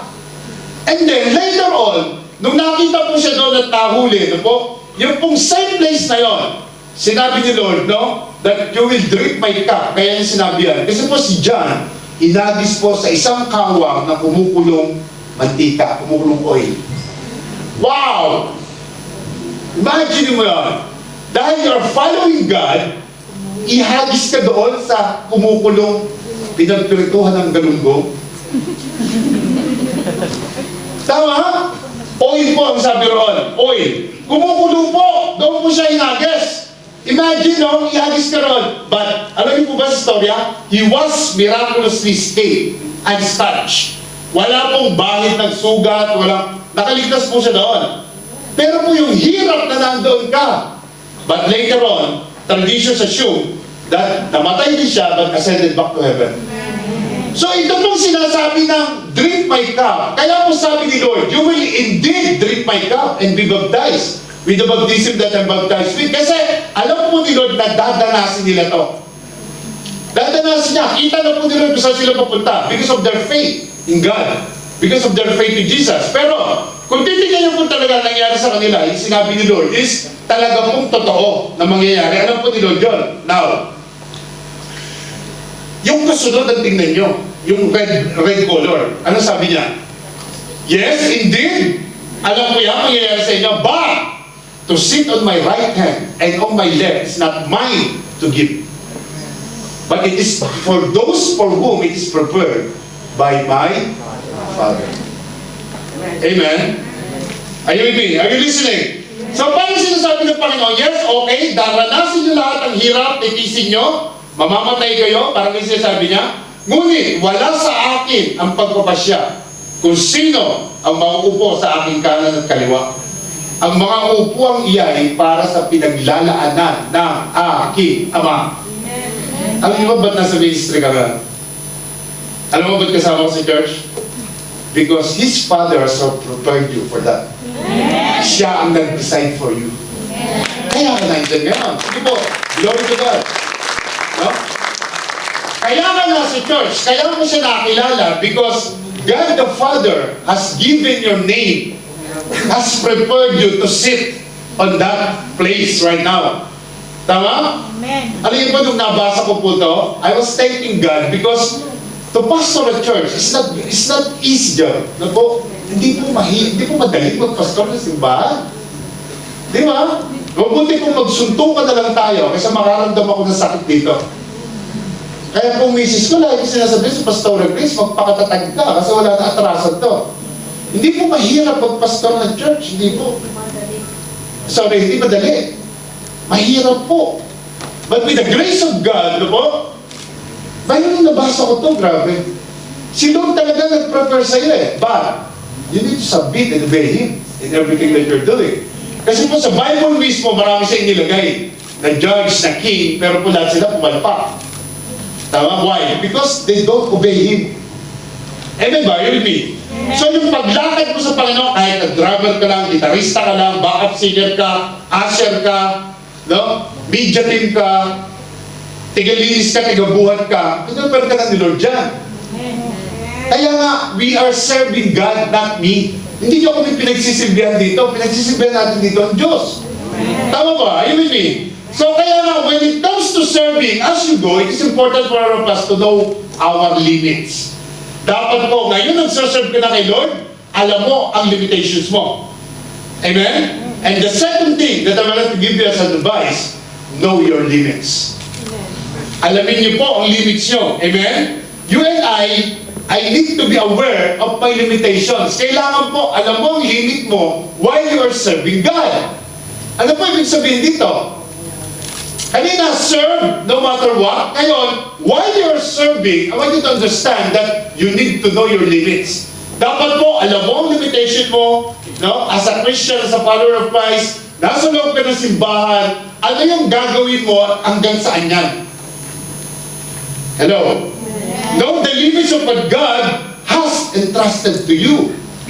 Dapat po alam natin, this is very important because Jesus is saying to them, you will indeed drink my cup and be baptized with the baptism that I am baptized with, but to give you the power and prestige in my kingdom, who will sit in my right hand and left hand is actually not mine to give. It is my Father in heaven. So, kung nandiyan ka sa posisyon na yan, kung ako nagpapastor right now, si Pastor Grace ang pastora, dapat alam namin limitation namin. Amen? At ikaw din, dapat alam yung limitation mo. Alam niyo po yung rason kung bakit ko itinuturo sa inyo lahat. Alam niyo po yung rason? Kasi po, importante po to as we grow in our faith, as we serve God. Importante po to because many of us, the po nag-struggle when we are serving God and other people. Bakit po marami nag-struggle? Like for example, bigyan ko kayo ng example.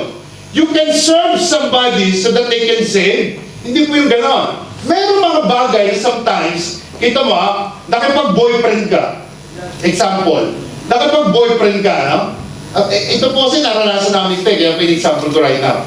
Nakipag-boyfriend. Yung boyfriend niya, unbeliever. Hindi po believer, unbeliever. Meaning, iba-iba silang paniniwala. Nakipag-boyfriend, hindi niya dinadala sa church, hindi niya sinasama, hindi niya pinapakilala sa amin para may pag-pray man lang. So nagkakaroon siya ng feelings na ang hirap, it's so hard to follow Christ. Why? Because hindi niya madala yung boyfriend niya sa church. Amen. Are you with me? Kaya po kayo mga kadalagahan, kahit ang kalalakihan, huwag po kayo may ipagrelasyon sa isang tao na hindi pa nadadala kay God. Dapat po kilala niya si Jesus. Dapat po tinanggap niya si Lord. Kasi po ang relationship mo masisira. Magkakaroon ka ng loss of heartache kapag po tinuluyan mo yan. So, bakit ko po sinasabi to? Yung know your limits. Kasi po, yung salvation, yung pong pag-share ng gospel, pwede mong gawin. Pero for him or for her to be saved, it's God's work, not you. Amen. Tama ba?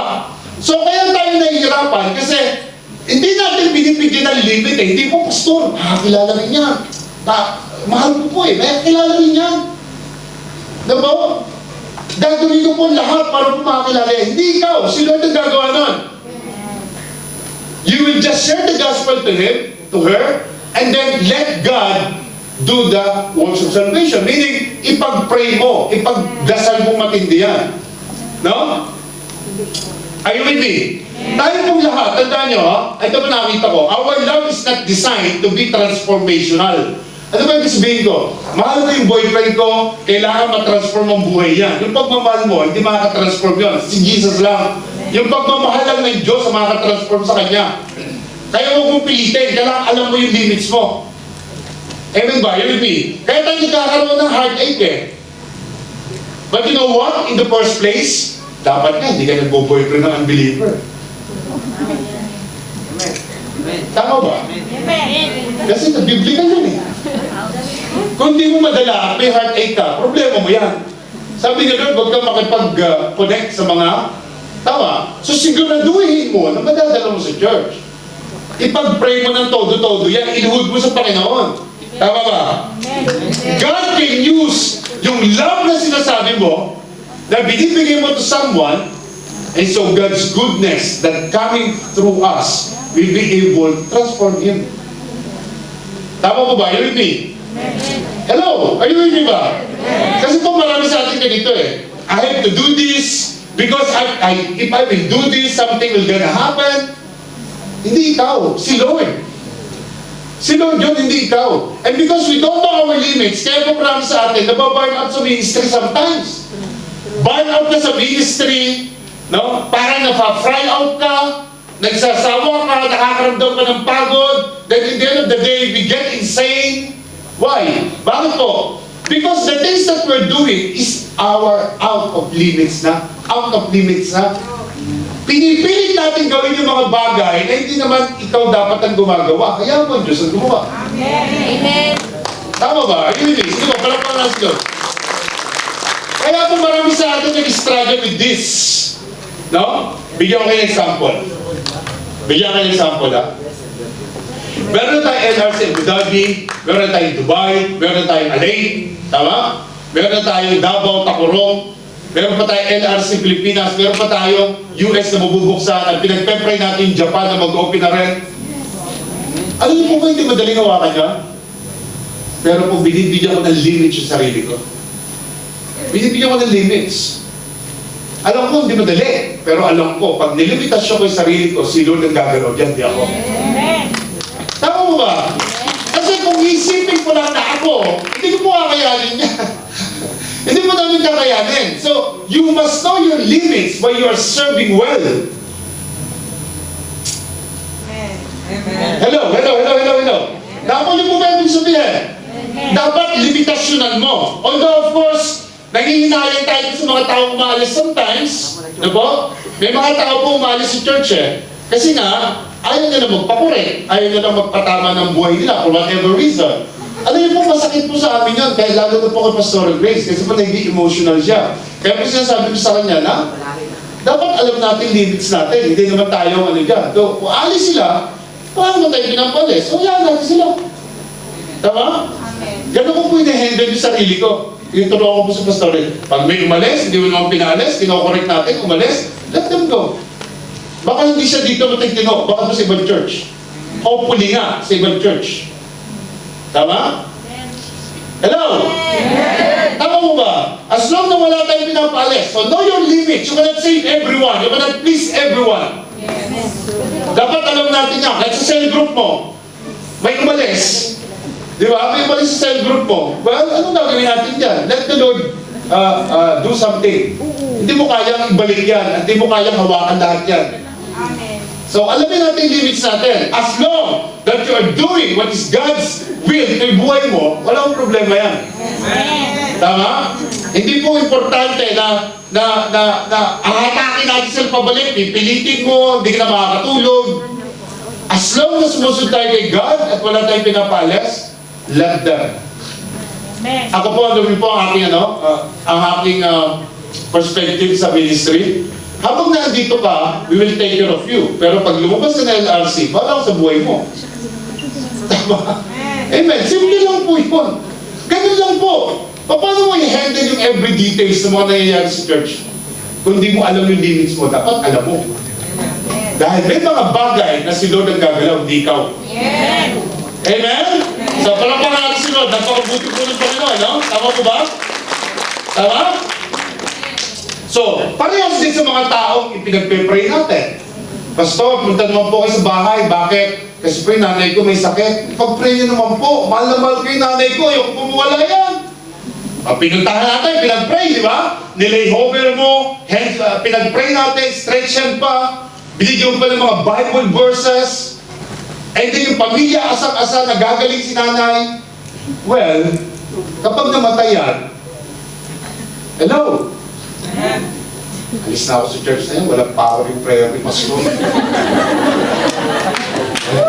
Well, kasi nanay ko namatay din. Mga anak, ang pagpapagaling doon, ipagpe-pray mo, pero ang limitation mo, hanggang doon ka na. Si Lord ang nakakaalam na kung bubuhayin niya pa o hindi. Amen? Si Lord po nakakaalam doon. Ang importante, ginawa mo yung dapat mong gawin. But all the decisions belongs to God. Hindi ating decision yan kung haba pa buhay na. Tama mo ba? You with me? Hindi po naiintindihan na marami yan. God has ordained na po yung buhay natin kung hanggang saan. Kailan yung sinasabi na kung hanggang dyan ka na lang, hanggang ka na lang. Kahit hindi ka lumabas ng bahay, mamamatay ka rin. Ang dami kayang natulog na hindi nagising. Oh. You should realize that. We should know that. Kaya po importante, listen to this. Ngayon ko lang naisip. Sabi ni Paul, to live is to Christ, to die is gain. Kaya habang nabubuhay tayo, dapat yung buhay mo, surrender kay God. Kasi pag namatay ka, promotion yan. To gain kapag tayo namatay. Because we all know that si Lord ang magdedepende sa atin pag tayo namatay. Tama? So you need to limit our service. We need always to remember what is our knobs and side of the wall. Saka yung knobs at side of the wall, ni Lord. Alam mo dapat yun. May mga bagay na hindi mo pwede pang imasukan kasi si Lord ang bahala roon. Sometimes, sinosolo natin lahat kaya tayo mag-burn out. Tama? Sometimes ginagawa natin lahat on our own power, in our own might and strength. Dapat po hindi ganon. Tama po ba? Naintindihan po ba natin pinag-usapan natin? At ito po yung ni Jesus dito, no?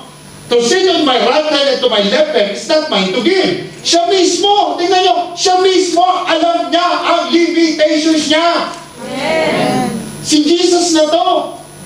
Alam niya yung limitations niya. Hindi ako mag-uupo dyan sa kanan at kaliwa. It's my Father to do, not me. So, He Himself knows His limitation. Amen? Sige po, give Jesus a big clap of praise. Di ba kaya sabi niya, those positions is not mine to give, but my Father. And this is a beautiful thing to see. Because Jesus, in His humanity, was originating His authority from His Father. Tama? Hindi niya tinatakpan yung kakayahan ng God the Father. Although meron siyang authority, yung alam niyang para sa God the Father to decide, kanya yun. Amen. Hindi niya nililimitahan. So wala akong plano magturo sa inyo ng Trinity. Right now, wala. At sinasabi ko lang dito, He has the authority, but He knows how to put limitation in His ministry. Amen. Tama? Kagaya ng iba sinabi niya, no? Pero sinasabi dito, no? Panginoon mismo kasi, alam nyo, meron po sa Bible na hinanap ko ron, ito yung mga sinabi niya. Bigyan ng limit yung sarili niya. Alam niyo po yung mga sinabi niya rito? One part of His perfections. Kasi po, yung pinapakita ni Lord sa atin dito, ano yung one way to show His perfection to us. Hindi po siya tao na, hindi po siya Diyos na overpower yung power ng God the Father. Hindi po. Kaya nung sinabi niya na, but about the day on hour, no one knows. Not even the angels in heaven, nor the Son, but only the Father. Naalala niyo sinabi niya ngayon? Na may nagtanong? Now, huwag niyo sabihin hindi niya alam. Alam niya yun, siyempre. Ngayon, yung nagtatanong yung mga disciple niya, hindi niya sinabi na alam niya. Ang sabi niya, ang Diyos Ama lang ang nakakalam. So may kita yung limitations siya, di ba? Eh, di ba? Naalala niyo yung but about the day and an hour no one knows, that even the angels, nor the Son, kahit daw siya hindi niya alam, only the Father. At hindi natin pwedeng isipin na hindi niya alam. Alam niyo po yun. Binibigyan niya lang ng limitation yung ginagawa niya sa ministry. So same as you and me. Huwag po kayong sasagot sa mga tao pag may tinanong na hindi niyo alam. Amen. Ano, may nagtanong tungkol sa Bible, hindi ka sigurado. Ano sagot? Kapatid, sandali ha, basahin ko muna, no? Basahin ko muna, pag-aralan ko muna, kunin ko yung number mo. Tapos babalikan kita, ha? Pag sinabi mong gano'n, babalikan mo, baka naman kalimutan mo. So kung hindi mo alam, hindi ka sure, read first! Kasi baka mamaya may sinasabi ka na out of context na. Know your limits. Ako po mismo, ginagawa ko yan. Sandali lang ha, basahin ko muna, balikan kita, bigyan mo ako 1 hour, 2 hours. Balikan kita dyan. Kasi hindi ako sure eh, baka mamaya bumabanat ako na hindi sure. Tama? Kasi sinabi mo, mayroon ng bawiin. Tama? Amen po ba? You with me? Amen po? So, tingnan niyo po yung napakagandang verse of Proverbs. Ito po yung sabi, it is the glory of God to conceal a matter, but the glory of kings is to search out a matter. Amen. Amen? So, pinapangaralan daw ng ating Diyos dahil sa mga bagay na hindi niya pinahayag sa atin. Pero, pinararangalan natin ang mga hagik dahil sa mga bagay na pinapahayag nila sa atin. Amen? Yan po yung ibig sabihin niyan. So, even though we need to know our limits, it is our glory to search out a matter in God's kingdom. Tayo po ang maghahanap ng sagot sa Biblia. No po? Tayo po. Hindi po pwede sagot lang tayo ng sagot, no? Amen? Amen po ba? Bibigyan tayo ng pangunawa. Bibigyan ka ng wisdom. Pero po, huwag bigla-bigla ang mga sagot natin. Dapat po, sinesearch natin talaga. Hanapin po natin tamang kasagutan. Tama? Now, tingnan natin sa susunod na verse, sa 24. And when the 10 heard it, they were greatly displeased with the 2 brothers. Ito po importante. 12 silang disciple, yung nanay pumunta, yung 2 pinapapromote, pero may 10 doon na nakakinig. Yung 10 narinig nila. Yung offer, yung ina-offer ng nanay. So ano mararamdaman nila? They were displeased. Greatly displeased. Hindi lang displeased, greatly pa. No? So makikita natin yung 10, very upset. Very upset sila sa nakita nila. Why? Because they are trying to grab the top positions noong oras na yun. So, ano meron doon? Ano makikita mo? Bakit sila displeased? Kasi sabi kanina, they're jealous. May inggit po talaga. Hindi po natin may iwasan yan, may inggit talaga. Kasi po, sila yung part ng inner circle eh. Tapos may dalawang gustong ilagay sa posisyon. How about the others? Tama? Nire-request lang, wala pong proper protocols. Tama po ba? Yun hindi. So makikita natin that the disciples wanted to be greatest in the kingdom of God. Lahat po sila gusto, kaya nga-display sila eh. Tingnan niyo po ang ginawa ni Jesus nung nakakita niya. Pagdating po sa 25-26, but Jesus called them to himself, tinawag niya. Kasi nakakita niya eh. You know that the rulers of the Gentiles, eto na, matatapos na po tayo, ito sabi niya, lord it over them. And those who are great, exercise authority over them. Yun po yung sabi niya sa 26. Tama? So dito sinasabi po ng Panginoon, no? Yet it shall not be so among you, but whoever desires to become great among you, ano sabi? Let him be your servant. Ito po yung sinasabi ni Lord.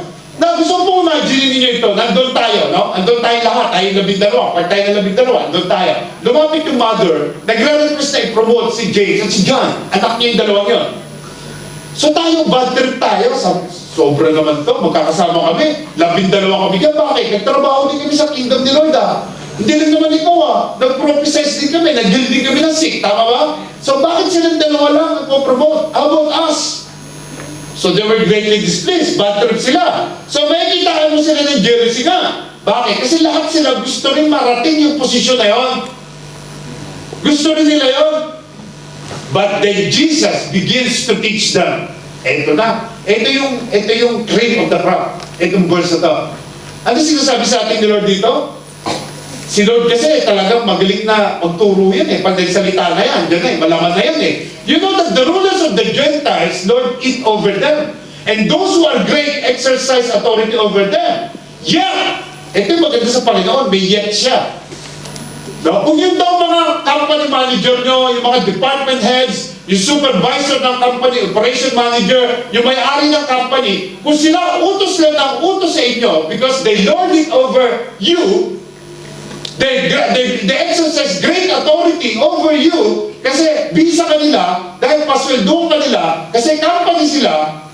But sabi niya sa 26, yeah, it shall not be so among you. Hello, are you with me? Naintindihan niyo po ako?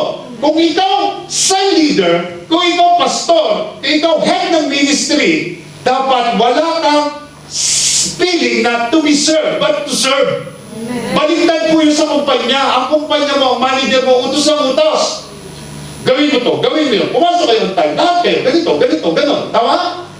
Pero po, sa kaharian ng Diyos, if you want to be great, you need to have a servant heart. Amen.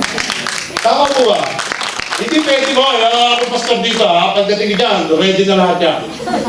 God, pakiayos mo yung lamesa ko dyan. Yung Bible ko, bitbitin mo, lagay mo ron. Yung bag ko, please. Pagdating mo dyan sa may pinto, sa kotse pa lang, Jude. Yung mga usher, pagpunta sa kotse, bigso ng pinto ko, please. Bakit na yung gamit ko, please? Amen? Are you with me? Hindi mo gano'n. The more na tumataas ka sa position mo sa church, the more na bumababa ang puso mo. Amen? Amen? Tama, kaya po kami ng pastor, guys, if you will see, wala po kami wall sa gitna. You can reach us anytime. Yung ibang pastor po, wala ko pa ng appointment. May secretary po, si pastor, pwede mo makausap. Bakit? Kasi gusto ko lang, may pagpe-pray lang sana ako eh. Ay, maghintay ka kasi marami nakapila ha. Siguro mga 2 weeks, hintay ka, mga 10 o'clock, tatlong araw. Hindi po ganun, pero po, nakakalungkot po, meron pong ganun, ang dami ko pong kilalang ganun. At sabi ko, hindi ko gagayahin yun. Ang tingnan nyo, pag may makakainan nyo, nakapila ako eh. Sige nga. Subukan nyo si Church siya, yung pastor paghahainan. Para hindi nyo alam, para ako lang alam eh, no? Well, hindi ko po binubuhat yung sarili ko dito, but we need to have a servant heart. Amen. Nung naglipatan nga rito eh, ilan lang kami, tropa lang, 6 lang yata kami. Alam niyo ba na, ang dami namin hinakot sa bahay nila Boyet, dinala namin dito, dyan sa likod ng pan-exit. Panihagdan niya, bubuhatin mo lahat. Tama? Hindi ko pinupod yung sarili namin, but you need to serve, to have a servant heart. Dapat po role model tayo. So number 3, pursue greatness. Last na po to. Ito na yung number 3. Pursue greatness. So UND needs to pursue greatness. Tama po yan. Kailangan maghangad ka ng greatness. Pero po, hindi ko sinabi sa inyo maging LeBron James ka.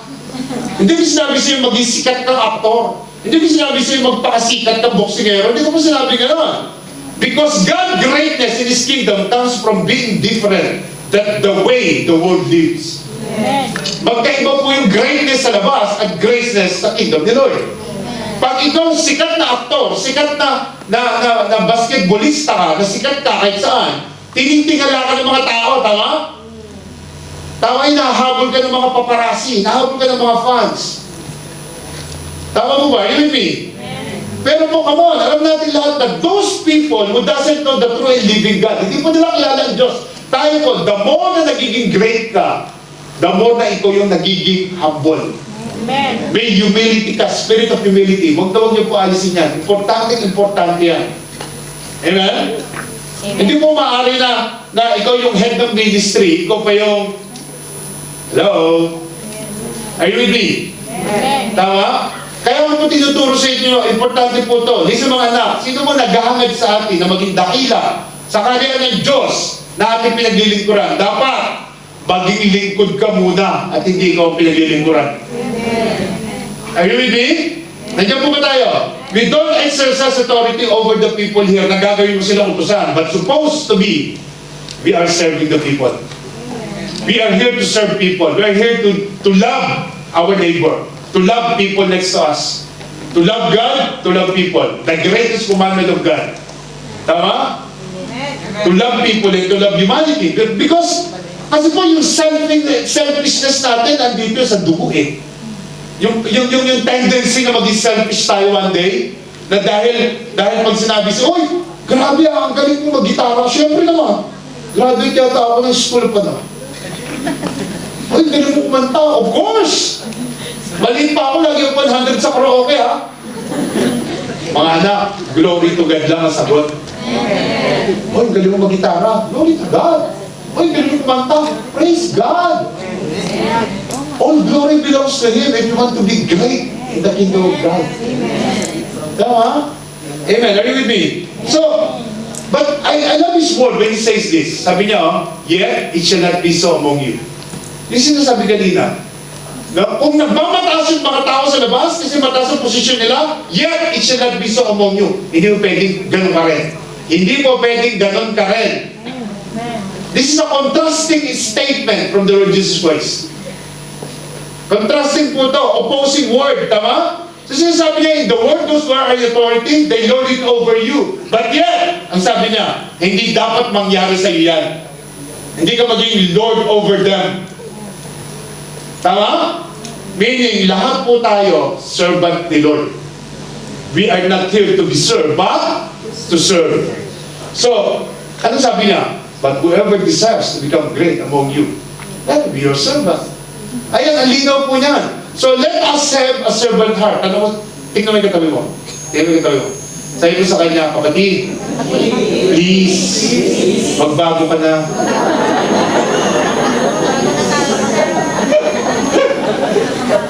Baka siya lang nagsalita, ikaw hindi nagsalita, lugi ka niyan.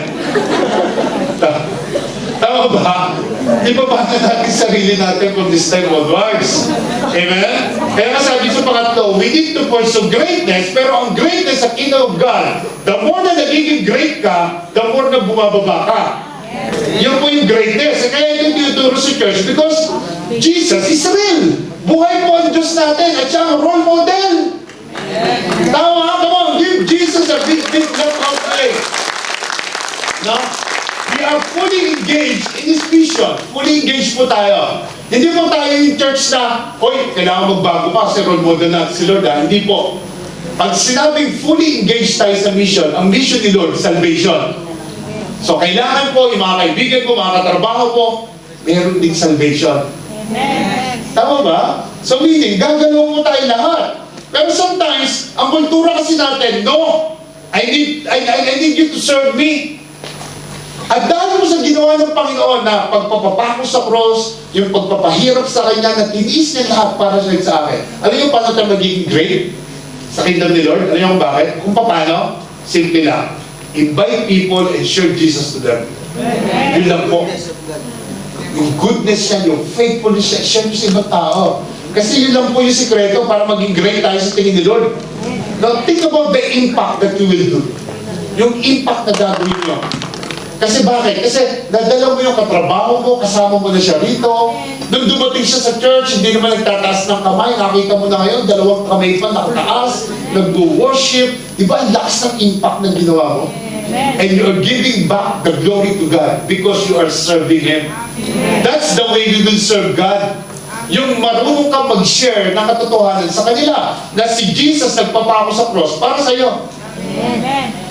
That's the way of serving Him. Meron kang servant heart. Dahil sa dami ng pinagdaanan ni Lord, sa hirap na dinaanan niya, the way to serve Him is just to share Him to other people. Ganun lang po kasimple. Share Jesus to other people. Kailangan ma-realize sila na ganun katindi ang ginawa ng Panginoon para sa kanila. Alam niyo, bigyan ko po yung example. Alam niyo po, meron tayong kapatid dito. That's Vinrich. Sister Vinrich. Tapos nga, tayo ko nga na. Ayan, si Vinrich. Tayo ka. Tayo ka. Ay, nakatayo ka na pala. Sorry. Joke lang. Okay. Alam niyo po ito kapatid na to. Dahil po sinisample po kasi nabibless ako dito sa babae. Pero kuha na. Thank you. Okay. Alam niyo po kung saan namin nakilala yan? Sa Karaki. Nagkakaraki lang kami. Panilalaki kami roon, mga naka-short, naka-sando. Ako nga, naka-short, naka-sando lang, naka-chinelas. No? Pupunta kami roon, magkakarakti kami. Ako po kasi, pag ako nakakita ng kaluluwa, talaga po, gusto ko sharean yan. So sabi ko sa tropa, kung sabi niya, sharean natin yan. Kami po, pagdating namin doon, mga 5-6 kami roon, pagpasok pala namin doon sa karakti sa shop nila, mukhang mga suspect na kami. Dating pa lang, suspect na eh. So hindi siya naniwala. Hindi siya makapaniwala na nagsasalita kami about the kingdom of God to her. Pero pa unless pinapunta namin yung mga babae roon, naniwala siya. Alam niyo po ang tanong? Uy, meron din pala mga babae sa church niyo. Kasi panilalahay kami pupunta eh. No, tingnan niyo yung impact dahil sa initiative mo na mag-share ng gospel. Kumakanta na po sa church siya. Praise God. At alam niyo ba, nagmanik ko sa nagsulod sa kanya. Kasi pagsama niya sa church, nagsarayin siya. At binigyan siya ng ibang trabaho. Trabaho na may time to serve Him. Ito yung puso ni Lord, no? Kaya nga sabi ni Lord, laksa-laksang anghel, libo-libong anghel na nagdidiwang sa isang kaluluwa. Hindi mo sa dami ng ininom namin tsaroon. Siya lang talaga yung purpose. Di ba? Siya lang talaga. May purpose po talaga. Kaya nakakalungkot na. Meron kasi siya ng gospel, yung ayaw nila. Yun ang nakakalungkot. No? Yung cell group ni God. Nasaan siya no? Si brother. Ayun, nasa taas. Oh. Tayo ka na. Tayo ka. Tayo na. Ikaw. Yes, ikaw. Tayo ka. Iyan na. Nakakilala namin niya sa may opposite na Aluhada Mall. Nung unang kita ko dyan, mukhang hindi naniniwala sa pinagsasabi namin. Pero tingnan mo na, andyan na. Oh. At regular yan, ha? Hallelujah. Di ba? Yung impact ng ginagawa mo to serve God through sharing His goodness and faithfulness, napakalaking bagay. Itong buong pamilya ng Kalidia, tingnan nyo. Favorite story niya, nagpapadala lang ako ng pera, nagbabayad kami ng bills, Alansari. Tapos yung asawa ni Brother Mike, Sister Alia, ano ba siya? Pumasok, no? Nasa Alansari. Nakikinig ako dahil nito siya. Lagi nakasuot ng ng abaya. Lagi naka-abaya. Siyempre ako, gusto ko sana kwentuhan naka-abaya. So, tahimik na lang ako. So, monthly nandun ako. Alam niyo ba na one day, may suot akong Jesus dito sa t-shirt. Sabi niya, Sir, ganda ng t-shirt mo. Oo. Sabi, Christian ka? Sabi ko, sabi ko, Pastor. Ay, talaga? Kami po Christian din eh. Kaya paano nangyari? Naka-abaya. Yung pala uniform. Yan yung buong pamilya ngayon nandito na naghatak pa.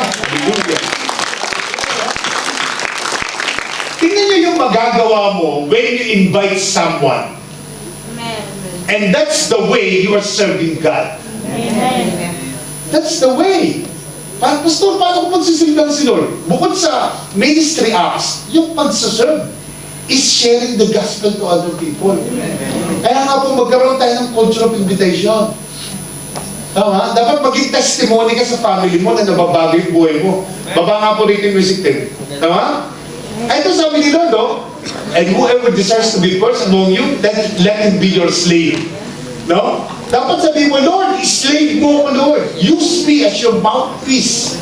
Dahil mo ko doon sa mga tao, Lord, that let me share the gospel, let me share the good news to them. I-open niyo po yung opportunity for me.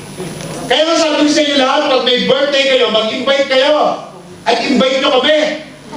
Kahit kami na magdala ng pagkain. Invite nyo lang kami at pag-invite ka lang ng friends mo. Kami na bahala dyan. Huwag ka lang bibili ng maiinom, ha? Baka mamaya pagpunta namin doon, nakahain yung maiinom natin.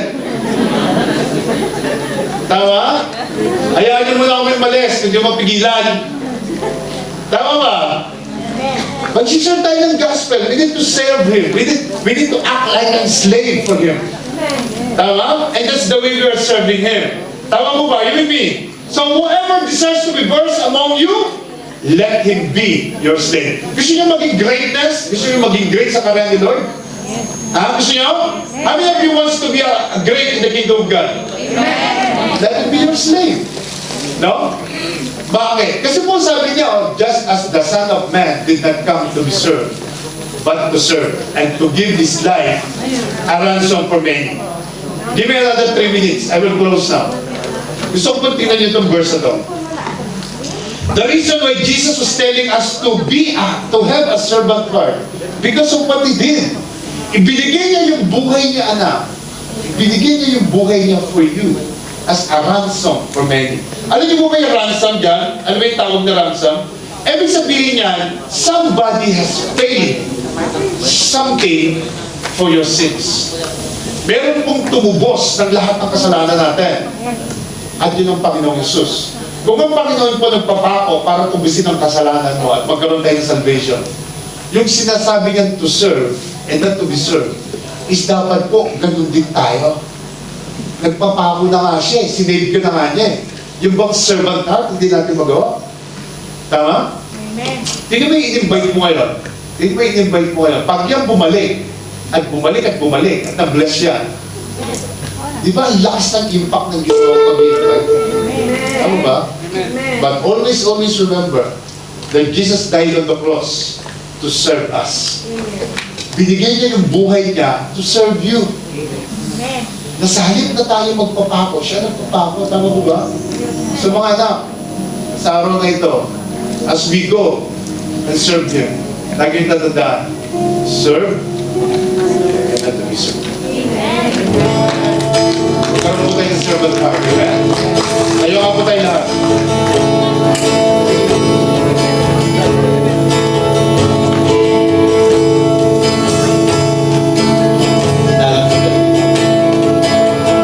Hallelujah.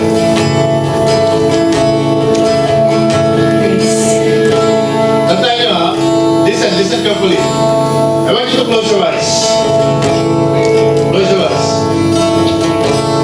Father in heaven, once more, Lord God, we want to recognize your goodness and your faithfulness in our hearts. Salamat po, Panginoon, that binigyan niyo kami ng pagkakataon na marinig ang mensahe niyo muli, that we need to serve no matter what, that we need to know our limitations,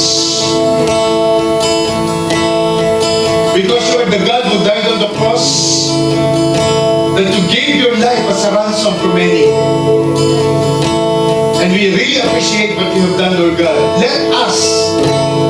Help us, Panginoon, na ibalik sa inyo, Lord God, ang nararapat by serving you, by inviting people, by letting them know your goodness and faithfulness, that you are the way, the truth, and the light, that you are the God who died on the cross.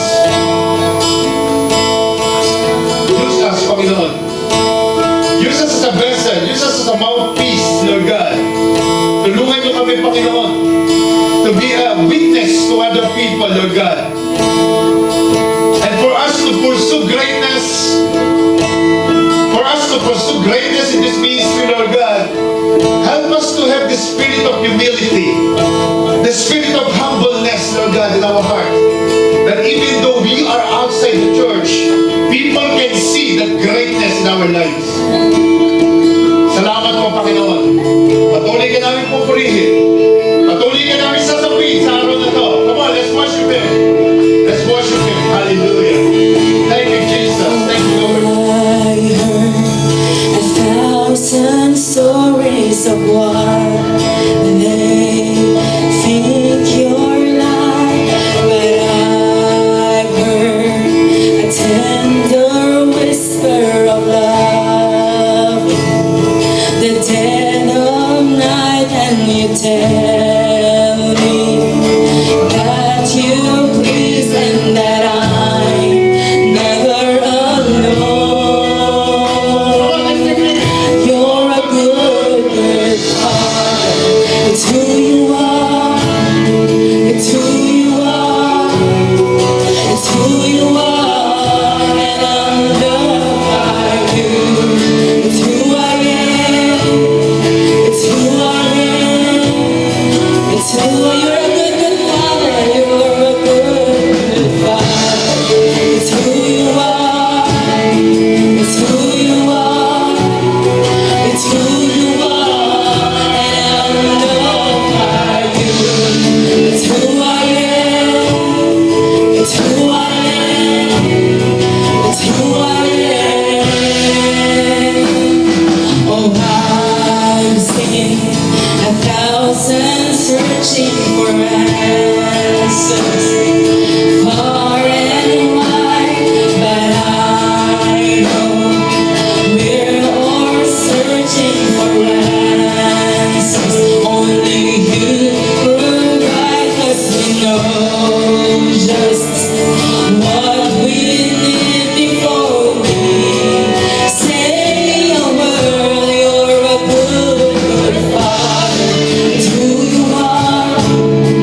It's who you are. It's who you are. And I'm loved by you. It's who I am. It's who I am. It's who I am. You're a good, good Father. It's who you are. It's who you are. It's who you are.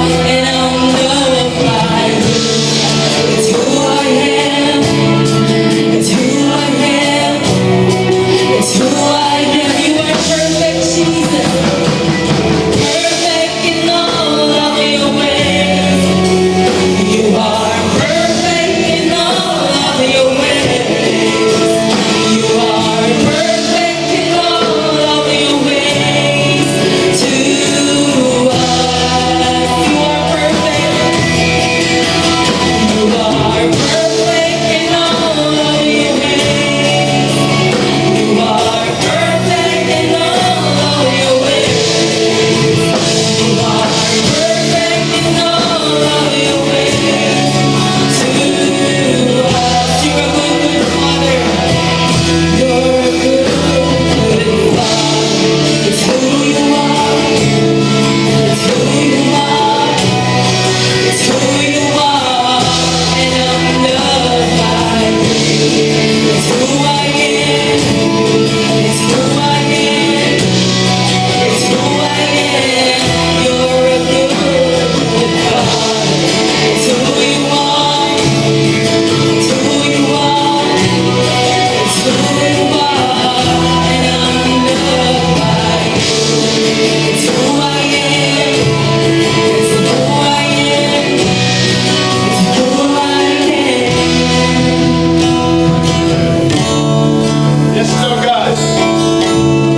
Yes, Lord. We thank you for today. Salamat po, Panginoon, sa iyong goodness, sa iyong faithfulness. It's who you are, Father. It's who you are. And thank you, Lord. Thank you so much for your message today. Help us to pursue greatness in your kingdom by having an attitude of humility and serving you by sharing Salamat po, Panginoon. Bigyan niyo kami ng boldness, compassion to share the gospel. To share your goodness and faithfulness, Panginoon, sa mga tao. Holy Spirit, thank you for today. We thank you for the word. We thank you, Lord, for the anointing that you have given us. Thank you, Lord, for the understanding, the wisdom. Salamat po, Panginoon. Lahat po ng papuri, pagsamba sa inyo lang, sa pangalan ng aming Diyos na magligtas, ang Panginoong Isus, at lahat ay magsasabi na, Amen! Amen and amen and amen. Hallelujah! Palakpakan